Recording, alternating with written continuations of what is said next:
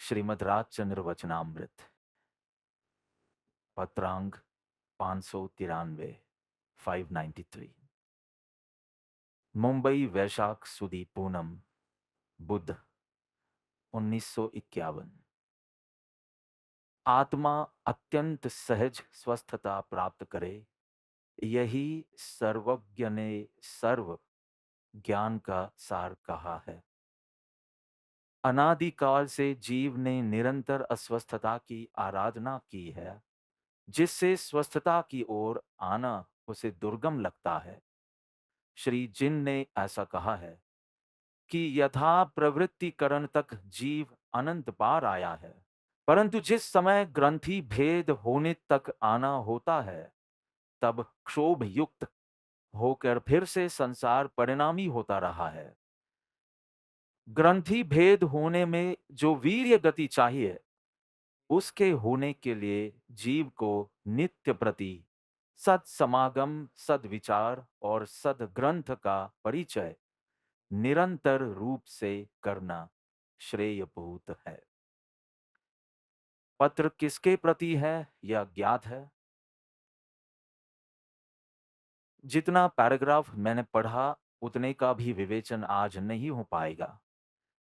केवल पहला वाक्य, आत्मा अत्यंत सहज स्वस्थता प्राप्त करे, यही सर्वज्ञ ने सर्व ज्ञान का सार कहा है। इस पर थोड़ा विचार करना है, जिससे पर्युषण पर्व की आराधना और अधिक स्वलक्षी बने, आत्मकल्याणकारी बने। इसके लिए ज्ञान आत्मा का ऐसा विशिष्ट गुण है, अनंत गुण है, परंतु ज्ञान गुण की ऐसी विशिष्टता है, मोक्ष आराधना से संबंधित सभी कार्य ज्ञान में होते हैं। अगर सभी न कहें तो अधिकांश चारित्र गुण आदि भी है, लेकिन तत्व निर्णय भी ज्ञान में होता है। संगीता जी आ गए, नहीं आने वाली थी। भाविन ने मुझे बताया नहीं आने वाली, मैंने कहा आएंगी ही। मैंने एक कुर्सी खाली देखी, मैंने कहा उनके लिए रखी है, पर वो भी भर गई। आपको कुर्सी चाहिए या कुर्सी के बिना? ठीक है। ज्ञान एक विशिष्ट गुण है। मैंने कहा था, तुमने मना किया था कि नहीं आने वाली है। ज्ञान विशिष्ट गुण है। ज्ञान में तत्व निर्णय होता है, जो पहला कदम है जहां से मार्ग खुलता है अंतरंग का। वेदन भी ज्ञान में ही होता है। इसलिए ज्ञान कितनी महत्वपूर्ण चीज है। तत्व निर्णय भी ज्ञान में होता है, वेदन भी ज्ञान में होता है। उसकी प्रतीति वो ही श्रद्धा है। उसमें रमणता, ज्ञान के स्वभाव में वो चारित्र, और यहाँ जो वीर्य गति, और हमेशा मैं कहता रहता हूं कि ये सम्यक दर्शन के निकट है, लेकिन अंतिम जो वीर्य ग्रंथि भेद के लिए चाहिए, उसके निकट है। कितनी बार कहता रहता हूं, तो यहाँ उसका जवाब है कि वो जो अंतिम खंड में वीर्य गति स्फुरित होनी चाहिए, लेकिन मुख्य काम सब ज्ञान में होता है। उस सम्यक ज्ञान की प्राप्ति किस तरह होगी?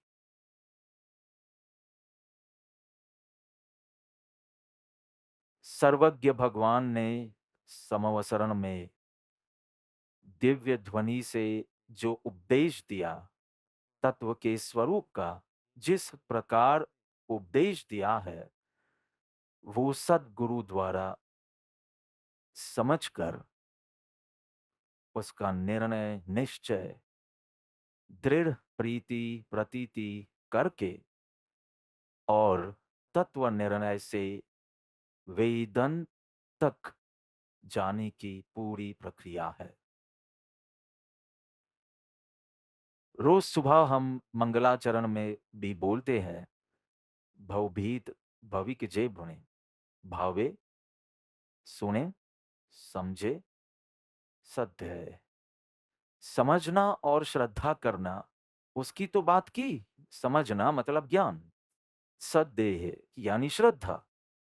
लेकिन उससे पहले का शब्द है सुने। पढ़े नहीं कहाँ है? क्योंकि इस काल में जहां तीर्थंकर भगवान के देहधारी रूप का विरह है, इसलिए सुनने का योग तो नहीं मिलेगा, शास्त्र के रूप में मिलेगा। तो पढ़ने के लिए लिखना था, परंतु जिन्होंने उसे पचाया है, ऐसे गुरु के पास सुनना। ज्ञान मार्ग का क्रम भी श्रवण मनन निधि ध्यासन है, वहां श्रवण है, वाचन नहीं है। और सुने समझे श्रद्धा करे, उसमें सुनना है। यानी भले ही वाणी भगवान की है, परंतु उनके रहस्यों को जिसने पचाया है, ऐसे ही सद्गुरु के पास इस तत्व का स्वरूप और उन अगम्य रहस्यों को समझना जरूरी है। सबसे पहले तो दर्शन मोह का किस तरह नाश किया जा सकता है। सबका ध्यान चारित्र मोहनी पर है।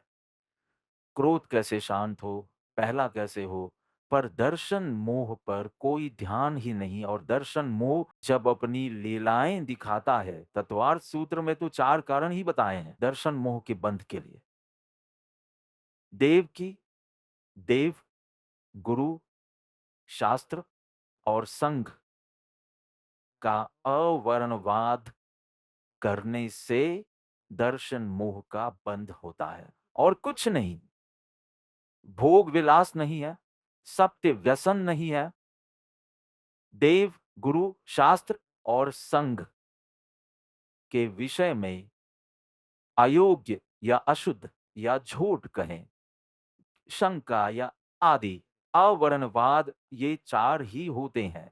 देखा जाए तो एक ही अवर्णवाद है, पर वो भी देव, गुरु, शास्त्र या संघ का, और वहां दर्शन मोह का बंध होता है।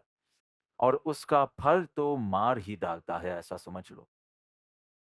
ये ज्ञान शक्ति तुम्हारी बेकार, वीर्य शक्ति बेकार, सभी शक्तियों को उल्टा कर देता है। ये दर्शन मोह है।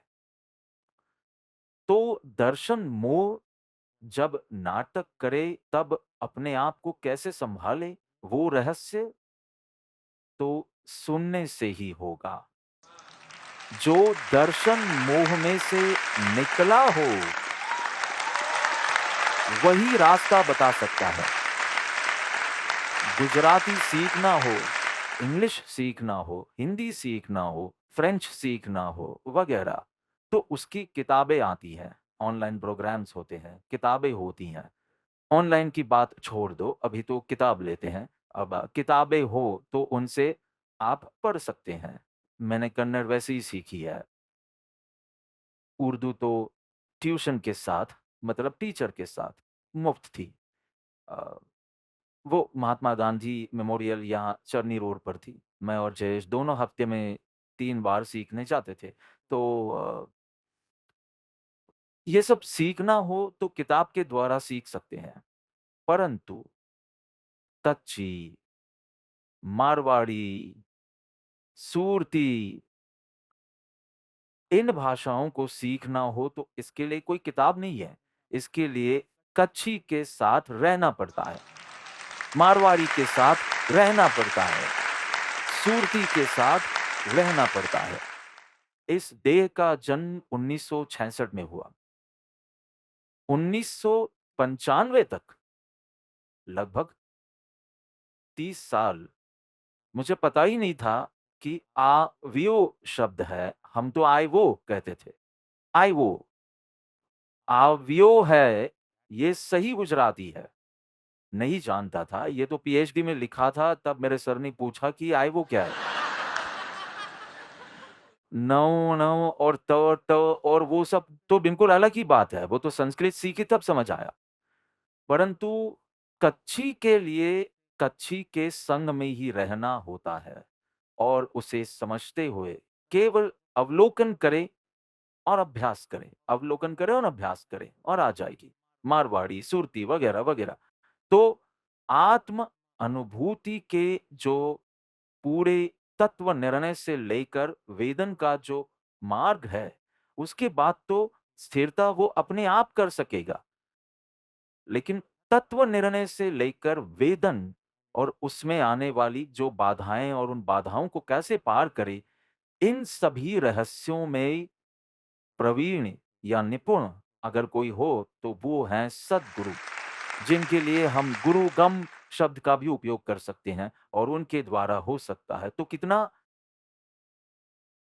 कितने विनय के साथ, कितनी श्रद्धा के साथ, कैसी जिज्ञासा के साथ गुरु का सत्समागम करना चाहिए। भगवान की वाणी तो गौशाला ने भी सुनी और भगवान की वाणी गौतम ने भी सुनी, इंद्रभूति गौतम। लेकिन गौशाला जब भी सुनता था, तब ये मुझे पता है, सच कह रहा हूं, कभी भी ज्ञानी की बात में ये मुझे पता है, ये भाव आया तो पूरी आराधना में ज़हर फैल जाएगा। कभी ये मुझे पता है का भाव न आए, ऐसी सरलता, ऐसी नम्रता, ऐसा विनय जो गौतम में था, जब भी प्रभु से कोई प्रश्न करें, उससे पहले स्तुति करें, प्रदक्षिणा करें, 3 वंदना करें और हे भंते, हाय बाय नहीं, हाय, हाय महावीर नहीं, हे भंते कहकर अपनी जिज्ञासा व्यक्त करते। इतना विनय, इतनी श्रद्धा, ऐसी जिज्ञासा, श्रवण श्रवण में भी कितना अंतर है। आवाज़ वही होगी, शब्द वही होंगे, परंतु गौशाला को कुछ परिणमन नहीं हुआ। वो कितने वर्षों तक प्रभु के साथ एकांत में अकेले रहा, संवत्सरण के बाद भी, परंतु गौशाला का श्रवण मुझे पता है इस प्रकार का था और मैं कुछ नहीं जानता, ऐसा गौतम का श्रवण था। इसलिए सुने समझे सधे ठीक है, पर सुने और सुनने की भी कैसी कला, किन गुणों सहित सुने तो उस बोध का परिणमन होता है। केवल शब्द का अर्थ समझ आ जाने से बोध का परिणमन नहीं होता है। इस श्रद्धा के कारण बोध का परिणमन होगा, इस विनय के कारण बोध का परिणमन होगा, इस तत्व जिज्ञासा के कारण बोध का परिणमन होगा। अभी तो बहुत कुछ कहने की इच्छा है, पर 8:30 बज गए हैं कि इंद्रभूति तत्व चर्चा करने नहीं गए, महावीर के पास शिष्य बनने नहीं गए। हम लोग तो बहुत अच्छे हैं। इंद्रभूति गौतम तो भगवान को हराने के लिए गया था। कितने विरोध पूर्ण भाव के साथ गया था। क्या हुआ? महावीर के पास कोई सम्मोहन शक्ति होनी चाहिए। वश में करने की कोई कला होनी ही चाहिए, क्योंकि जो विरोध करने आया है, उसे हे गोयम कहकर बुलाया और कहा कि इतने सारे ये तुम्हारे 500 शिष्य हैं, पर तुम्हारे मन में आशंका है। उसने कहा कि मैंने अपने छोटे भाइयों को भी ये नहीं बताया है, शिष्यों को तो नहीं ही बताते, पर मैंने अपने छोटे भाई को, परिवार के सदस्यों को नहीं बताया है। और फिर जो घटना घटी, पहले से चौथे, चौथे से छठे पर और गणधर पर। दूसरा भाई अग्निभूति, उसे पता चलता है कि मेरा भाई धुरंधर विद्वान, 500 शिष्यों वाला, उसे किसी ने अपने वश में कर लिया है। देखो, पर्यूषण में मुझे ज़रा व्यवस्थित भाषा इस्तेमाल करनी पड़ती है। अभी चल सकता है, अब तो ये मुझे अनौपचारिक लगता है।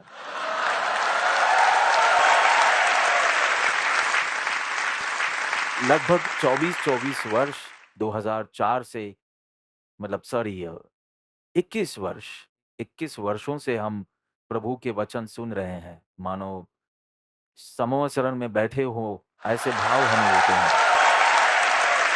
तो अग्निभूति जाते हैं अपने भाई को इनकी चंगुल से मुक्त कराने। किस भाव से गए हैं? हम तो कितने सुंदर भाव से प्रभु के पास आए हैं। मुझे कल्याण करना है। आप ही बोलते हैं ना, तारनहार हैं, सब हैं। कितने सुंदर भाव, ऐसे भाव पर इन पुरुष ने, महापुरुष ने हमारा पिछला सत्संग था कि कृपा दृष्टि, इससे पहले जो सत्संग था वो सम्यक दृष्टि। और वहां देखते हैं तो नदी तो सागर में मिल गई है। नदी नहीं रही, किसे वापस ले जाऊं? नमक की पुतली तो पूरी पिघल गई है। वही नाम से बुलाते हैं। तुम्हारे मन में ये संशय है, ये उसका समाधान है। समाधान तो समाधानकारी लगा ही, वो मान गए थे। इन्हें संशय का पता कैसे चला? मैंने अपने बड़े भाई को भी बताया नहीं है। 500 शिष्यों के साथ तीसरा आता है दोनों को लेने के लिए। उन 500 ने दीक्षा ली। क्या वो दिन होगा? 4400 दीक्षा। किस तरह घटना घटी होगी? अगर आप सिर्फ गुरु पूर्णिमा की ये वीडियो देखें तो इतने लोगों में पूरा दिन लग गया और उसमें तो उन्हें बस गुजरना था। ऐसे दृष्टि से दृष्टि मिलाने जितना भी स्वयंसेवक मौका नहीं दे रहे थे। इतनी घबराहट में रखते हैं कि आपको लगता है कि चरण स्पर्श हो या ना हो, जल्दी जाना है। फिर दूर से निहारते हैं जो निहारना होता है। 444 आप 4400 दीक्षाएं, क्या अद्भुत नजारा होगा। जो भी, मुझे पता है का अगर जहर थोड़ा भी आ गया तो पूरी आराधना आज ही कह देता हूं जल गई। इसलिए आप उसके फल की याचना मत करना कि उससे आत्मज्ञान होगा या पुण्य का बंध होगा। आज ही जल गया तो कितनी विनम्रता होगी गौतम में। 4 ज्ञान के स्वामी, शास्त्रों के रचयिता, और फिर भी हे भंते कहा, तब मैं कुछ नहीं जानता, ऐसा विनय। अहो गौतम स्वामी जैसा विनय मुझे हो। तो किसकी भक्ति कर रहे हैं ये अगर स्पष्ट हो तो कैसी भक्ति करनी चाहिए ये स्पष्टता आ जाएगी। मैं कैसे पुरुष की भक्ति करने निकला हूं तो मेरी भक्ति कैसी होनी चाहिए?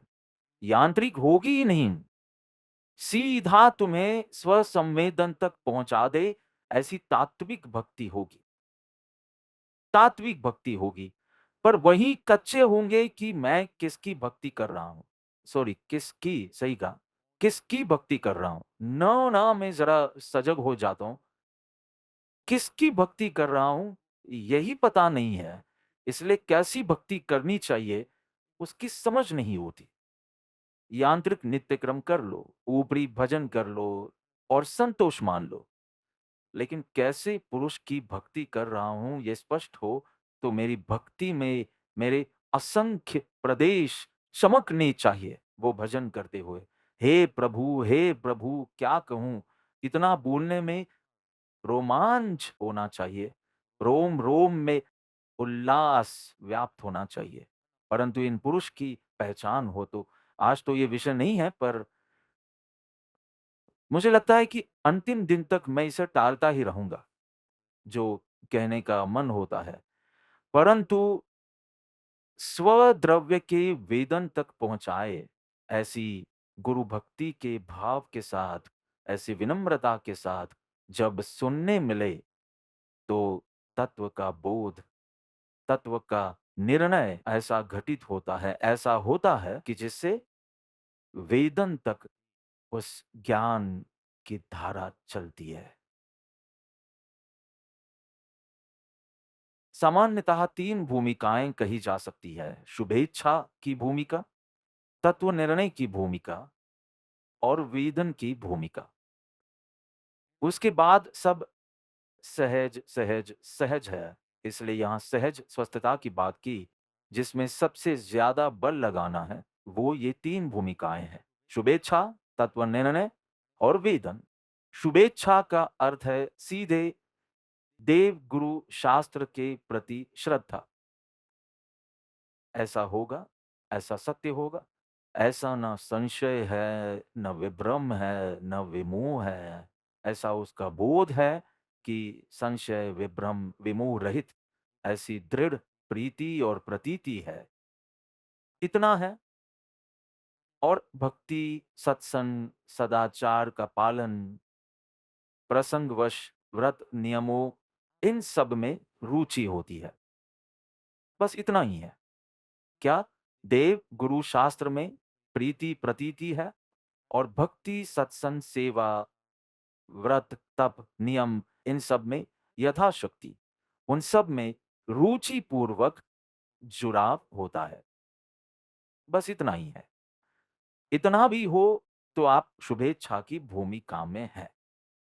जो वर्षों पहले नहीं था, कभी आप अपने पहले परूषण में किसी के दबाव में ही आए होंगे और अनुभव में आया, इसलिए कहा कि हम आए, मेरा पति मेरे कहने पर आया और जयश्री बहन बोली और ऐसे तो। पर अब तुम्हें रुचि हुई तो तुम शुभेच्छा की भूमिका में आ गई। किसी को ऐसा लगता है कि वो शुभेच्छा की भूमिका में है? चलो, बहुत अच्छे, वंडरफुल। क्योंकि शुभेच्छा एक पायलट कार की तरह है। प्रधानमंत्री या अध्यक्ष चाहते हैं, अभी पुलिस चिंतन शिविर में मुख्यमंत्री, गृह मंत्री आने वाले हैं। राहुल को फ़ोन करके कहा कि तेरे घर पर ही रहेंगे। राहुल कहता है मैं तो आने ही वाला नहीं था, हमें परावर्तना में मरने के लिए जाना ही नहीं है। वो कहता है कि परावर्तना आ गई है ना, अगर नहीं होती तो शनि रवि भाई के साथ रहने आते।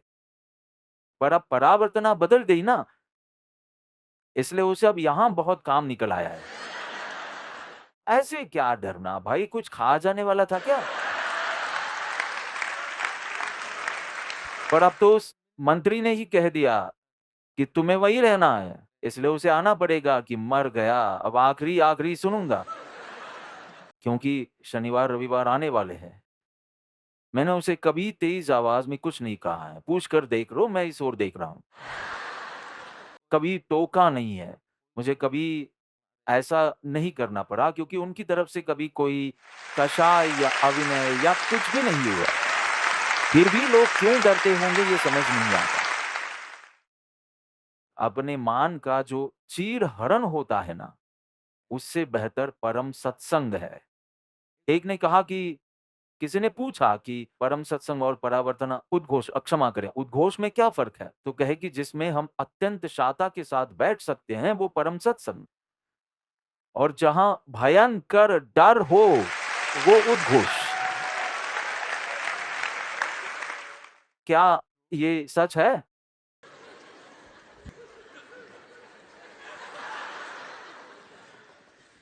तो जो भी हो, अगर प्रधानमंत्री, राष्ट्रपति जाते हैं तो सीधी उनकी गाड़ी नहीं जाती। आगे इतनी सारी गाड़ियां जाती हैं कि कभी-कभी हम 1 घंटा खड़े रहते हैं और प्रधानमंत्री छूट जाते हैं, क्योंकि हम हर गाड़ी में झाँकने जाते हैं। अभी मैं 15 साल से गाड़ी में आ रहा हूँ, मैं बीच की सीट पर ही बैठता हूँ। तो भी दर्शन करने जो खड़ा हो, यूँ ही देखते रहते हैं। पर मैंने कहा बीच की सीट पर पिछले 15 सालों से एक ही गाड़ी थी, आखिरी साल में ही बदली। बाकी ऐसे 15 तो ऐसी ली थी कि मैं बीच में ही बैठूं ताकि आपको आगे देखना ही ना पड़े, सीधा बीच में ही देखना। पर ऐसे जैसे कोई आत्मा ढूंढ रहे हो, इतनी यार, इतने तनाव के साथ आप। इसलिए मैंने कहा कि एक दिन मैं घोषणा कर दूंगा कि मैं बीच वाली सीट पर रहूंगा। अगर नहीं देखना हो तो कोई बात नहीं, पर आराम से देखना अगर देखना हो तो। मैं आगे बैठता ही नहीं हूँ, क्योंकि मुझे वो बंधन में बैठना पसंद नहीं इसलिए। कभी-कभी जब हम 2 ही लोग हों और मुझे उसे ऐसा कि आप ड्राइवर हो और मैं सेठ हूँ, ऐसे भाव ना देने हो, तो कभी-कभी इस बार मुझे अनिरुद्ध ही एयरपोर्ट छोड़ने आया था। अभी तो वो अकेला था। मैंने कहा नहीं, तुम आगे चला रहे हो तो और ऐसे मेरे नौकर थोड़ी हो, इसलिए फिर आगे बैठा। पर तब कोई दर्शन में खड़ा रहने वाला नहीं था, क्योंकि कुछ घोषणा नहीं हुई थी। और अब तो बहुत कम घोषणा होगी, क्योंकि इस साल की नवंबर के बाद तो सारी उड़ानें सूरत से ही लेता हूँ, अंतर्राष्ट्रीय भी। इसलिए शायद दिल्ली हो, दिल्ली से सूरत आती हो, पर लगभग इसलिए बहुत कम घोषणा होगी। मुंबई में पूरी परेशानी ना उत्पन्न कर दूं मैं, इसलिए नहीं। मैं कहा था पायलट कार मौजूद है, तो पहले आगे की गाड़ियां जाएं, फिर मुख्य आए। सम्यक दर्शन आएगा तो अनुभूति के अर्थ में कहूं कि वेदन आएगा, आत्मा की अनुभूति आएगी। उसके पहले देव गुरु के लिए बहुत भक्ति श्रद्धा आएंगे, भक्ति सत्संग बहुत पसंद होगा, सदाचार का पालन करना होगा। ये सब उसकी पायलट कार है। ये सब ना हो तो वो काफिले में मुख्यमंत्री है नहीं। ये नहीं है और क्रिया है। पर आप शुभकामना की भूमिका पर ही नहीं आए, क्योंकि रुचि आपकी होनी चाहिए। सत्संग किसी का भी हो, रुचि आपकी होनी चाहिए। तो ये मेरा विषय नहीं है, बस समझा रहा हूं। तो शुभकामना के बाद दूसरी भूमिका आती है तत्व जिज्ञासा। आप भक्ति करते हैं, आप सत्संग करते हैं, पर अब जिज्ञासा जागी है। मैं क्यों भक्ति करता हूं? इन्हीं की भक्ति क्यों करता हूं? इन्हीं का सत्संग क्यों करता हूं? ये सभी प्रश्न बाद में आते हैं। पहले तो कुल धर्म से या किसी के कहने से या परिवार के कहने से और इस तरह सब करते गए और पसंद भी था, ऐसी बात नहीं। पर अब अंदर से मैं कौन हूँ? मैं कहाँ से हूँ? क्या स्वरूप है? मेरा स्वरूप क्या है? मेरा कर्तव्य क्या है? ऐसे अंदर से प्रश्न जागेंगे, तब आप जिज्ञासु की भूमिका पर आएँगे। तत्व जिज्ञासा। और अगर आपको ऐसा लगे कि हाँ, कभी-कभी तो ऐसा होता है, अभी हाथ ऊपर करते हैं। भले करें, पर जिसे बाहर की जानकारी में अब रुचि नहीं होगी। ट्रंप ने अभी आखिरी क्या ट्वीट किया? आखिरी क्या कहा? और कौन-कौन से देश अब पैलेस्टाइन को एक देश के रूप में मान्यता दे रहे हैं? वो फ्रांस भी, वो कनाडा भी। यानी ये सब ही अमेरिका के खिलाफ पड़ेंगे। ऐसा होगा, वैसा होगा। इन सब में जिसे क्योंकि के 4 एपिसोड में क्या हो गया? मैंने तो अमर उपाध्याय को वचन दिया है कि मैं देखूँगा, इसलिए। मैं पूरा देखूँगा ऐसा नहीं दिया, पर मैं निश्चित रूप से देखूँगा और अपनी प्रतिक्रिया भी दूँगा। रविवार तक तो ज़रूर देखूँगा और प्रतिक्रिया भी भेजूँगा। मिहिर मिहिर उससे। तो हमारी ग्रुप मीटिंग भी 10 बजे पूरी हो जानी चाहिए। 10:28 को पहुँच जाना चाहिए। हम गुरु के प्रति भी वफ़ादार हैं, संसार के प्रति भी वफ़ादार, क्योंकि वफ़ादारी का गुण ही है इसलिए।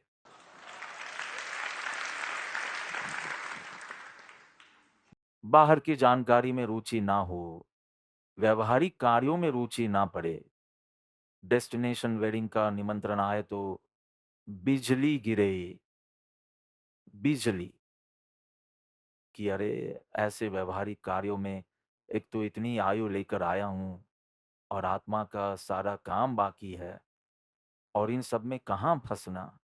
ऐसा व्यक्ति जिसे व्यावहारिक कार्यों में रुचि ना पड़े, बाहरी जानकारी में रुचि ना पड़े, ऊपरी धर्म क्रिया में भी रुचि ना पड़े कि ये मैं क्या कर रहा हूँ, बस कुछ चालू कर रहा हूँ भक्ति के लिए, तो उसका मोक्ष होगा, आपके फ़ोन का। मुझे नहीं पता जर का होता है या नहीं होता, पर फ़ोन का तो निश्चित होगा, रोज़ भक्ति करता है। तुम्हारा नहीं होगा, तुम्हारा नहीं। अचानक यदि आप आ जाएँ तत्व जिज्ञासा की इस भूमिका में, मैं क्या कर रहा हूँ? और मुझे संतोष किस बात का होता है? सिर्फ़ शरीर यहाँ से वहाँ हिला, इसमें धर्म हो गया? शरीर यहाँ से धर्मपुर गया, इसमें धर्म हो गया, तो धर्म तो शरीर की सतह पर आ गया। इस तरह सभी भाव दशाओं में उथल-पुथल होती है। और अब आत्म स्वरूप को समझूं, साधना के स्वरूप को समझूं और प्रत्यक्ष वेदन की अभिलाषा जागे, तब आप तत्व जिज्ञासा की भूमिका पर आए हैं। हाथ ऊपर नहीं करवा रहा हूं, पर चेक कर लेना। शुभेच्छा में तो आपने बेधड़क हाथ ऊपर कर दिया कि हम रुचि पूर्वक करते हैं, हम श्रद्धा पूर्वक करते हैं। पर अब इस उपलक क्रिया से आप प्रसन्न नहीं है ना? क्या आप स्वयं से ऊब गए हैं या आपको कोई फर्क नहीं पड़ता? आज मैंने 4 बार भक्ति कर ली, पर तुम्हें करनी कहाँ थी? टेप फोन तुम्हें चालू रखना था और मन को जहां भागना हो, जो काम करना हो वो कर रहा था। तो इसमें बड़ी बात क्या है? तुम दिन में 8 बार भक्ति करो और ये सत्संग मैंने 4 बार सुन लिया, पर पूछने पर एक जवाब दे नहीं सकते। इतनी भी समझ नहीं है तो उदय के प्रसंग में क्या मदद होगी? अभी तुम्हें समझ नहीं आ रहा। तो परावर्तना हमारे लिए एक वास्तविक वरदान रहा है कि कम से कम एक बार फिर से सुने दृष्टांत। और सब तो वैसे भी मैं कहता हूं, याद रखने की जरूरत नहीं है, नहीं तो मैं भी कहां से नया नया ले आऊंगा।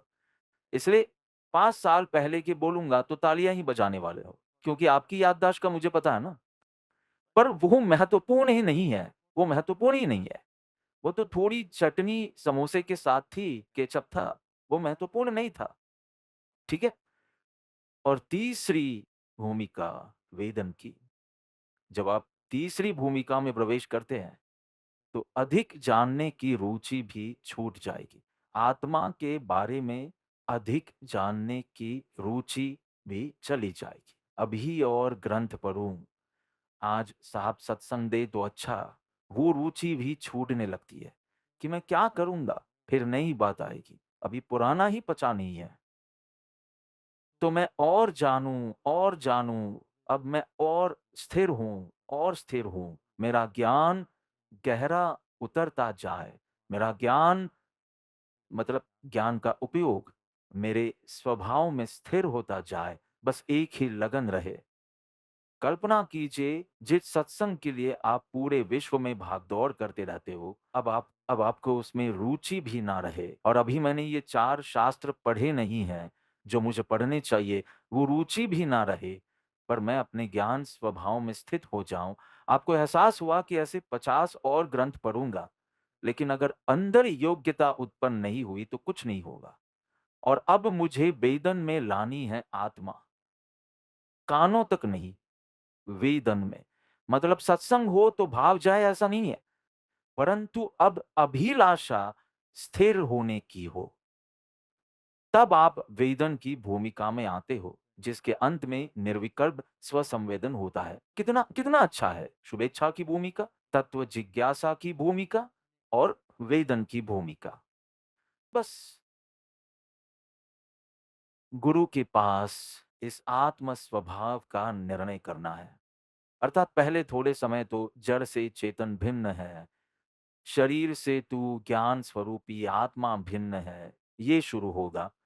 फिर नव तत्व के आधार पर आत्म भाव ये है, बंध भाव ये है, आत्म भाव ये है, आश्रय भाव ये है, आत्म भाव ये है, शुभ भाव ये है, आत्म भाव ये है, अशुभ भाव ये है।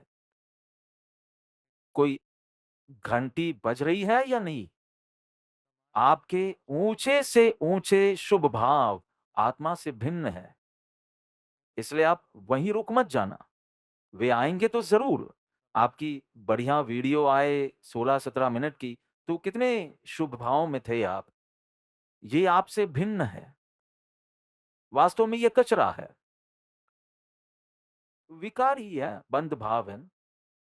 इसलिए जितना अशुभ आपको खटकता है, उतना शुभ भी खटकना चाहिए कि मुझे तो साक्षी भाव में ही जाना है बस। जहां कोई घटना, सब कुछ आपके लिए सिर्फ खबर है। शरीर में होने वाली घटना भी आपके लिए खबर है, परिवार में होने वाली घटना भी आपके लिए सिर्फ खबर है, मन के स्तर पर होने वाली घटनाएं भी सिर्फ खबर है। और जब आप खबर देखते हैं लेकिन तब आप हँसने भी नहीं लगते हैं या रोने भी नहीं लगते। खबर सिर्फ जानकारी है, जो आपको प्रभावित नहीं करती। तो आत्म सन्मुखता के लिए पहले ये स्पष्टता होनी चाहिए ना कि ये बंध भाव है और ये आत्म भाव है। ये इतना मुझे जो उल्लास आया, मुझे रोना आया, मुझे नाचने का मन हुआ, तो भी ये मेरा स्वरूप नहीं है। वो आया, पहले इतने अशुभ से पीड़ित थे इसलिए अच्छा लगा, परंतु मैं तो उससे भिन्न हूँ। मेरा भाव तो कुछ हलवा है, ये खिचड़ी भी नहीं है। अभी-अभी मैं किसी को कह रहा था, ये तो हलवा है, हलवा जो मैं परोस रहा हूँ वो तो खिचड़ी कढ़ी है, परंतु ये जो है ये हलवा है, बादाम का हलवा, अखरोट का, पिस्ते का, जो सबसे महँगा हो वो। हम कोई शीरा नहीं खाते इसलिए हमें पता नहीं। तो तुम्हारे ऊँचे से ऊँचे शुभ भाव, मिथ्यात्वी जीव के अथवा तो द्रव्यलिंगी अर्थात साधुत्व भी लिया हो, परंतु अभी भी मिथ्यात्व है इसलिए द्रव्यलिंगी। उनके ऊँचे से ऊँचे शुभ भाव, उनका कठिन तप 6 महीना आहार त्याग हो, वैसा तप या फिर ऐसा कड़ा अभिग्रह। मोती नाम की स्त्री ने मोती की डिज़ाइन वाली साड़ी पहनी हो और मुझे मोतीचूर के लड्डू बोहराए, तभी मेरा अभिग्रह पूरा होगा। अब ये कितना मुश्किल है ना? पर यदि वो मिथ्यात्व गुण स्थानक में होंगे, तो ये कुछ भी मोक्ष के किसी काम का नहीं है। कोई आपको जला दे तब भी आपको क्रोध ना आए, पर मिथ्यात्व अभी भी तुम में है। ऐसा होता है। 6-6 महीने की एक साथ तपस्या करे, पर मिथ्यात्व तो है। कड़ा अभिग्रह धारण करे, पर अभी भी मिथ्यात्व रूपी परिग्रह का त्याग नहीं हुआ। पत्नी छोड़ी, घर छोड़ा, धंधा छोड़ा, ये सब परिग्रह छोड़ा, पर मिथ्यात्व रूपी परिग्रह नहीं छोड़ा। तो मोक्ष के लायक कुछ नहीं हुआ। कितनी बार हमें प्रश्न होता है कि इतना कुछ करते हैं तो भी क्यों अभी तक आत्मज्ञान नहीं हुआ? इतना कुछ करते हैं तो भी इतने शब्दों के अंदर गाढ़ मिथ्यात्व पड़ा है। क्योंकि आपने आत्मज्ञान की तरफ किया ही क्या है? इतना कुछ किया है तो या तो शरीर की क्रियाएं बहुत की होंगी या शुभ भावों का अहंकार बहुत किया होगा। पर ये तो मोक्ष का रास्ता ही नहीं है, ये तो आत्मज्ञान का रास्ता ही नहीं है। तो आप कैसे कह सकते हैं कि इतना कुछ करने के बावजूद क्यों नहीं हुआ? फ्रेंच की एग्जाम के लिए पूरी रात जाग कर पढ़ा एक लड़का और फ्रेंच की एग्जाम में असफल हुआ, फेल हुआ। सर के पास जाता है और कहता है, मैंने बहुत मेहनत की, थोड़े तो मार्क्स दीजिए। पूरी रात मैंने मराठी की किताब पढ़ी। मराठी की पाठ्य पुस्तक आपने चाहे जितनी भी पढ़ी हो, फ्रेंच की परीक्षा में वो शून्य मेहनत कहलाती है। आईसीएसई वाले जो होंगे, पूरी-पूरी रात जागना पड़ता है अगर एग्ज़ाम हो तो, क्योंकि हिस्ट्री और ज्योग्राफी साथ में रहती थी तब। सुबह हिस्ट्री का पेपर 10 से 1 और 3 से 6 ज्योग्राफी का पेपर। ज्योग्राफी के अंदर मैं तो अपनी बात करता हूँ, हिस्ट्री के अंदर political history, cultural history, world history, हमारे पास बहुत सारी चीज़ें थी। इसमें विश्व मानचित्र, सर्वेक्षण मानचित्र, भारत का नक्शा, इतने सारे 45 अंक तो मानचित्रों पर थे। अब ये 2 परीक्षाएँ साथ आती और हम सचमुच पूरी रात जागते थे। पहले इतिहास का पढ़ लेते, 7 से 2, 2 से 3 सोते, 3 बजे से भूगोल शुरू होता। पर गणित की परीक्षा निकली, तो तुम चाहे जितनी रातें जागो, पर शिक्षक कहेंगे कि तुमने मेहनत नहीं की और तुम चाहे जितना ऐसा करो, पर सही मेहनत नहीं की होगी, तो तुम्हें कहने का अधिकार नहीं है कि इतना कुछ करने के बावजूद तुमने कुछ भी नहीं किया। तुमने कुछ भी नहीं किया। आपको तप का महात्म क्यों लगता है? क्योंकि आपको आहार के प्रति, वस्त्र प्रति वगैरह-वगैरह के प्रति बहुत राग है। इसलिए जो छोड़ता है, वो विरक्त है, ऐसा समझकर और आपको एकदम वो महान है, ऐसी फीलिंग आती है। आप शाता भी पूछते हो और वैयावच का अवसर मिले तो वैयावच भी करते हो। ये जाने बिना कि उसे भेद ज्ञान का अनुभव है या नहीं, उसे आत्म जागृति है या नहीं। ज्ञानी आहार के संयोग में भी चैतन्य के घूंट पीते हैं और ज्ञान धारा में रहते हैं, परंतु उनकी आपको महिमा नहीं आएगी क्योंकि वे खाते हैं। वो खाता नहीं है, परंतु उसने मिथ्यात्व का त्याग नहीं किया है, ये ख़्याल आपको नहीं रहता, अर्थात आपको महानता ही किसकी है? बाह्य की। इसका संयोग होगा तो धर्मी, ऐसा संयोग होगा तो धर्मी, और ऐसा संयोग नहीं होगा तो अधर्मी। ऐसा संयोग छोड़ा हो तो धर्मी, आहार का इत्यादि। ऐसा संयोग न हो तो वो धर्मी अधर्मी का माप अभिप्राय के अनुसार चलता ही नहीं है, संयोग और वियोग के आधार पर चलता है, अर्थात कितना बाहरी आपका माप है, फिर आप अनुमोदना भी करते हो, प्रमोद भी करते हो। 5 लोगों ने मास क्षमण शुरू किया है। एक तो 20वें 23वें उपवास पर पहुंच गया है, जो भी हो। पर कल मैंने नेमी को कहा कि नेम, इस बार पहली बार मुझे अनुमोदना नहीं जाग रही है। देखो, मेरे शरीर में तो क्षमता नहीं है, इसलिए मैं दूध, दही, घी, चीज़, पनीर छोड़ूँगा अब सितंबर से। मतलब वीगन लाइफ़स्टाइल को अपनाऊँगा। मुझ में इतनी क्षमता है और इतनी रुचि भी है और मैं करूँगा। मांस खमन जितनी मेरे शरीर में क्षमता ही नहीं है, ये स्वीकार है। परंतु जो करते हैं, उनके लिए तो हमें लगता है शाता पूछे, वैयावच हो सके तो करे, आखिर में कुछ नहीं तो उल्लासपूर्वक पालना करवाएँ। ऐसे भाव तो मुझे रहते थे। परंतु मैंने कहा इस बार पहली बार मुझे अनुमोदना नहीं हो रही, मुझे दया आ रही है। अर्थात देखो, मैं ये सार्वजनिक रूप से कह रहा हूँ। मैंने कहा पर जो काम करना चाहिए वो करेगा नहीं और महीनों तक भूखा रहेगा, तो मोक्ष कैसे होगा उस जीव को? उसे आत्मभावना में रहना है। उसे पहले आत्मभावना में जाने के लिए भेद ज्ञान दृढ़ करना पड़ेगा। भेद ज्ञान के लिए बहुत तत्वों का अभ्यास करना पड़ेगा। वो नहीं करेगा तो ये तो मराठी पढ़कर फ्रेंच की परीक्षा देने जाएगा। मैंने कहा वो नापास होगा, परंतु उसे इस शुभ क्रिया का और शुभ भाव का अहंकार होगा। कहेगा दूसरे किसी ने नहीं किया और मैंने किया। मैंने कहा ये तो दुगना मरा। मांस खमन के विरुद्ध मैं हूं ही नहीं।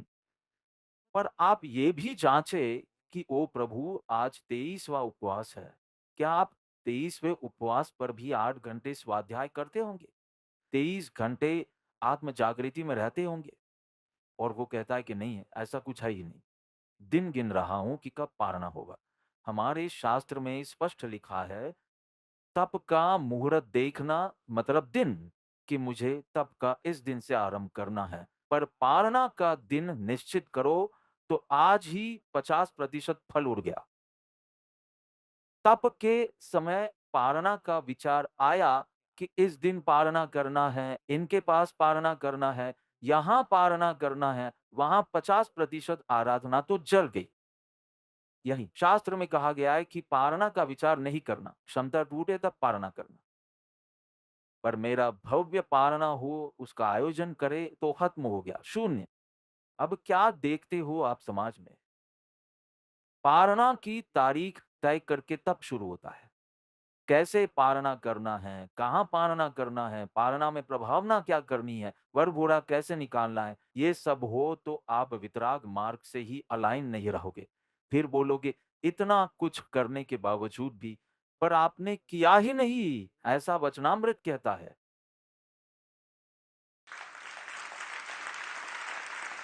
जैन दर्शन को तो देखो, द्रव्यलिंगी को पहले गुणस्थानक पर रखा है और वो युद्ध में हो या शादी के अवसर पर हो, ऐसी अविरति सम्यक दृष्टि को चौथे गुणस्थानक पर रखा। ये जैन धर्म की ताकत है।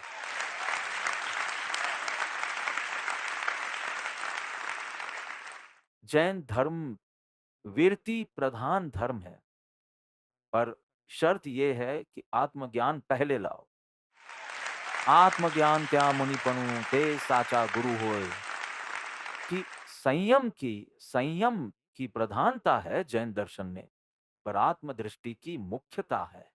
जैन दर्शन में, श्रीमद में नहीं, जैन दर्शन में, जैन दर्शन के गुणस्थानक तो देखिए, गुणस्थानक का क्रम, मिथ्यात्व रूपी परिग्रह जिसका छूटा नहीं है, उसका बाहर जो कुछ भी हो पहले गुणस्थानक पर रखो।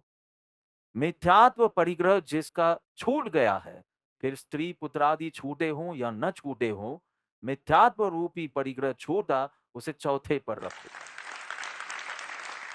अच्छा, बाहर का भी थोड़ा छूट गया है, पांचवें पर रखो। अच्छा, अंदर तो छूट गया है, मिथ्यात्व भी, ये सब भी छूट गया है, चलो छठे पर रखो। तो पहला माप निकालते हैं आत्मज्ञान के साथ, संयोग के साथ नहीं, वियोग के साथ नहीं। ये जैन दर्शन है।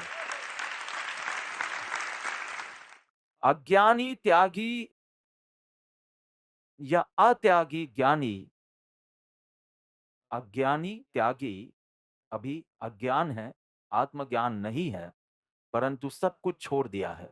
और सिर्फ छोड़ा है इतना नहीं, कठिन तपमय जीवन तपोमय जीवन जी रहे हैं। अज्ञानी त्यागी या अज्ञानी तपस्वी, और दूसरे अत्यागी अतपस्वी पर ज्ञानी।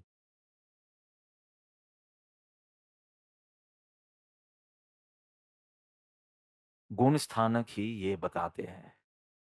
प्रश्न होता है, इतना ज्यादा सम्यक दर्शन का महत्व है, तो नवकार मंत्र शुरू साधु से क्यों होता है? साधु, उपाध्याय, आचार्य, अरिहंत, सिद्ध। तो साधुत्व न्यूनतम शर्त है नवकार मंत्र में प्रवेश लेने के लिए, ठीक है। सिद्धत्व अंतिम है, पर साधुत्व, क्योंकि नमो लोय सव्व साहुनम, उसके बाद एक और भी रखना चाहिए था ना, नमो सम्यक दृष्टि आत्मा, पर वो नहीं है।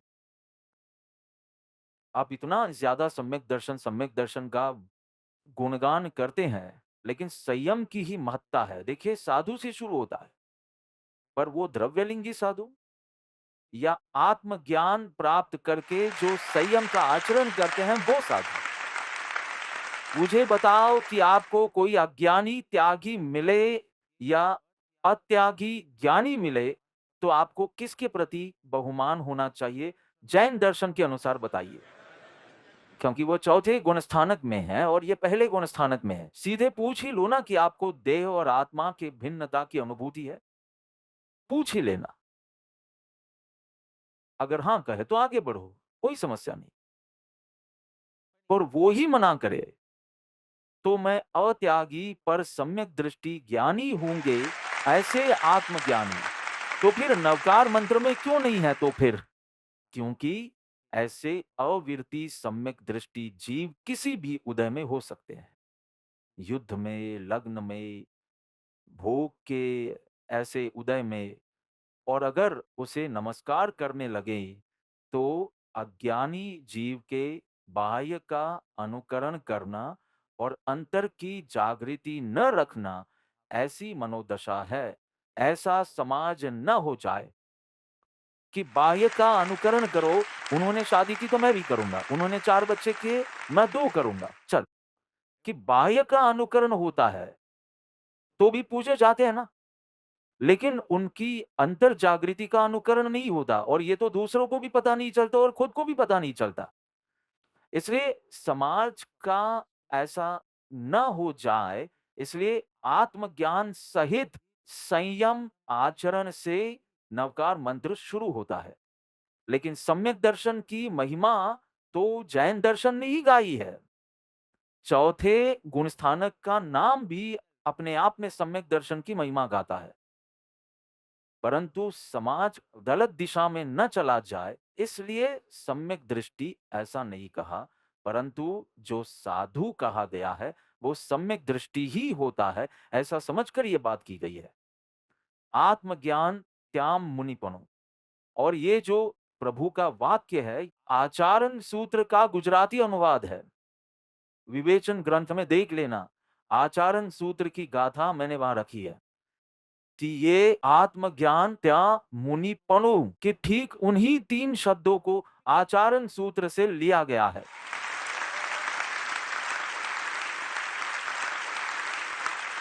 विवेचन ग्रंथ खोलकर अगर आप 34वीं गाथा का विवेचन देखेंगे तो वहां आचरण सूत्र का पूरा उल्लेख किया है। श्रीमद जी ने तो ऐसे टपली मारी है हमें कि देखो ये जैन दर्शन क्या कहता है। वर्तमान आकाल मां मोक्ष मार्ग बहुलोक, थॉटलेस एक्शन या एक्शनलेस थॉट्स, क्रियाजर या शुष्क ज्ञान। क्रियाजर मतलब थॉटलेस एक्शन। दो प्रश्न पूछो कि आप ऐसा क्यों करते हैं, तो वे कहते हैं कि इसमें जीव हिंसा होती है। कौन से जीव हैं, वो सब पूछना नहीं है।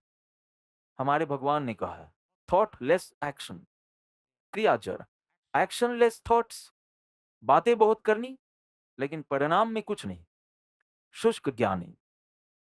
इन दो के लिए श्री आत्म सिद्धि शास्त्र। हमारा नंबर इसमें नहीं तो उसमें, उसमें नहीं तो इसमें, क्योंकि विचार व आत्मार्थी ने भाख्यो अत्र अभोप्य। कितनी अद्भुत बात। तो कितनी बार संवत्सर में जाकर आए, ऐसा शास्त्र कहते हैं। तीर्थंकर प्रभु की वाणी साक्षात सुनी,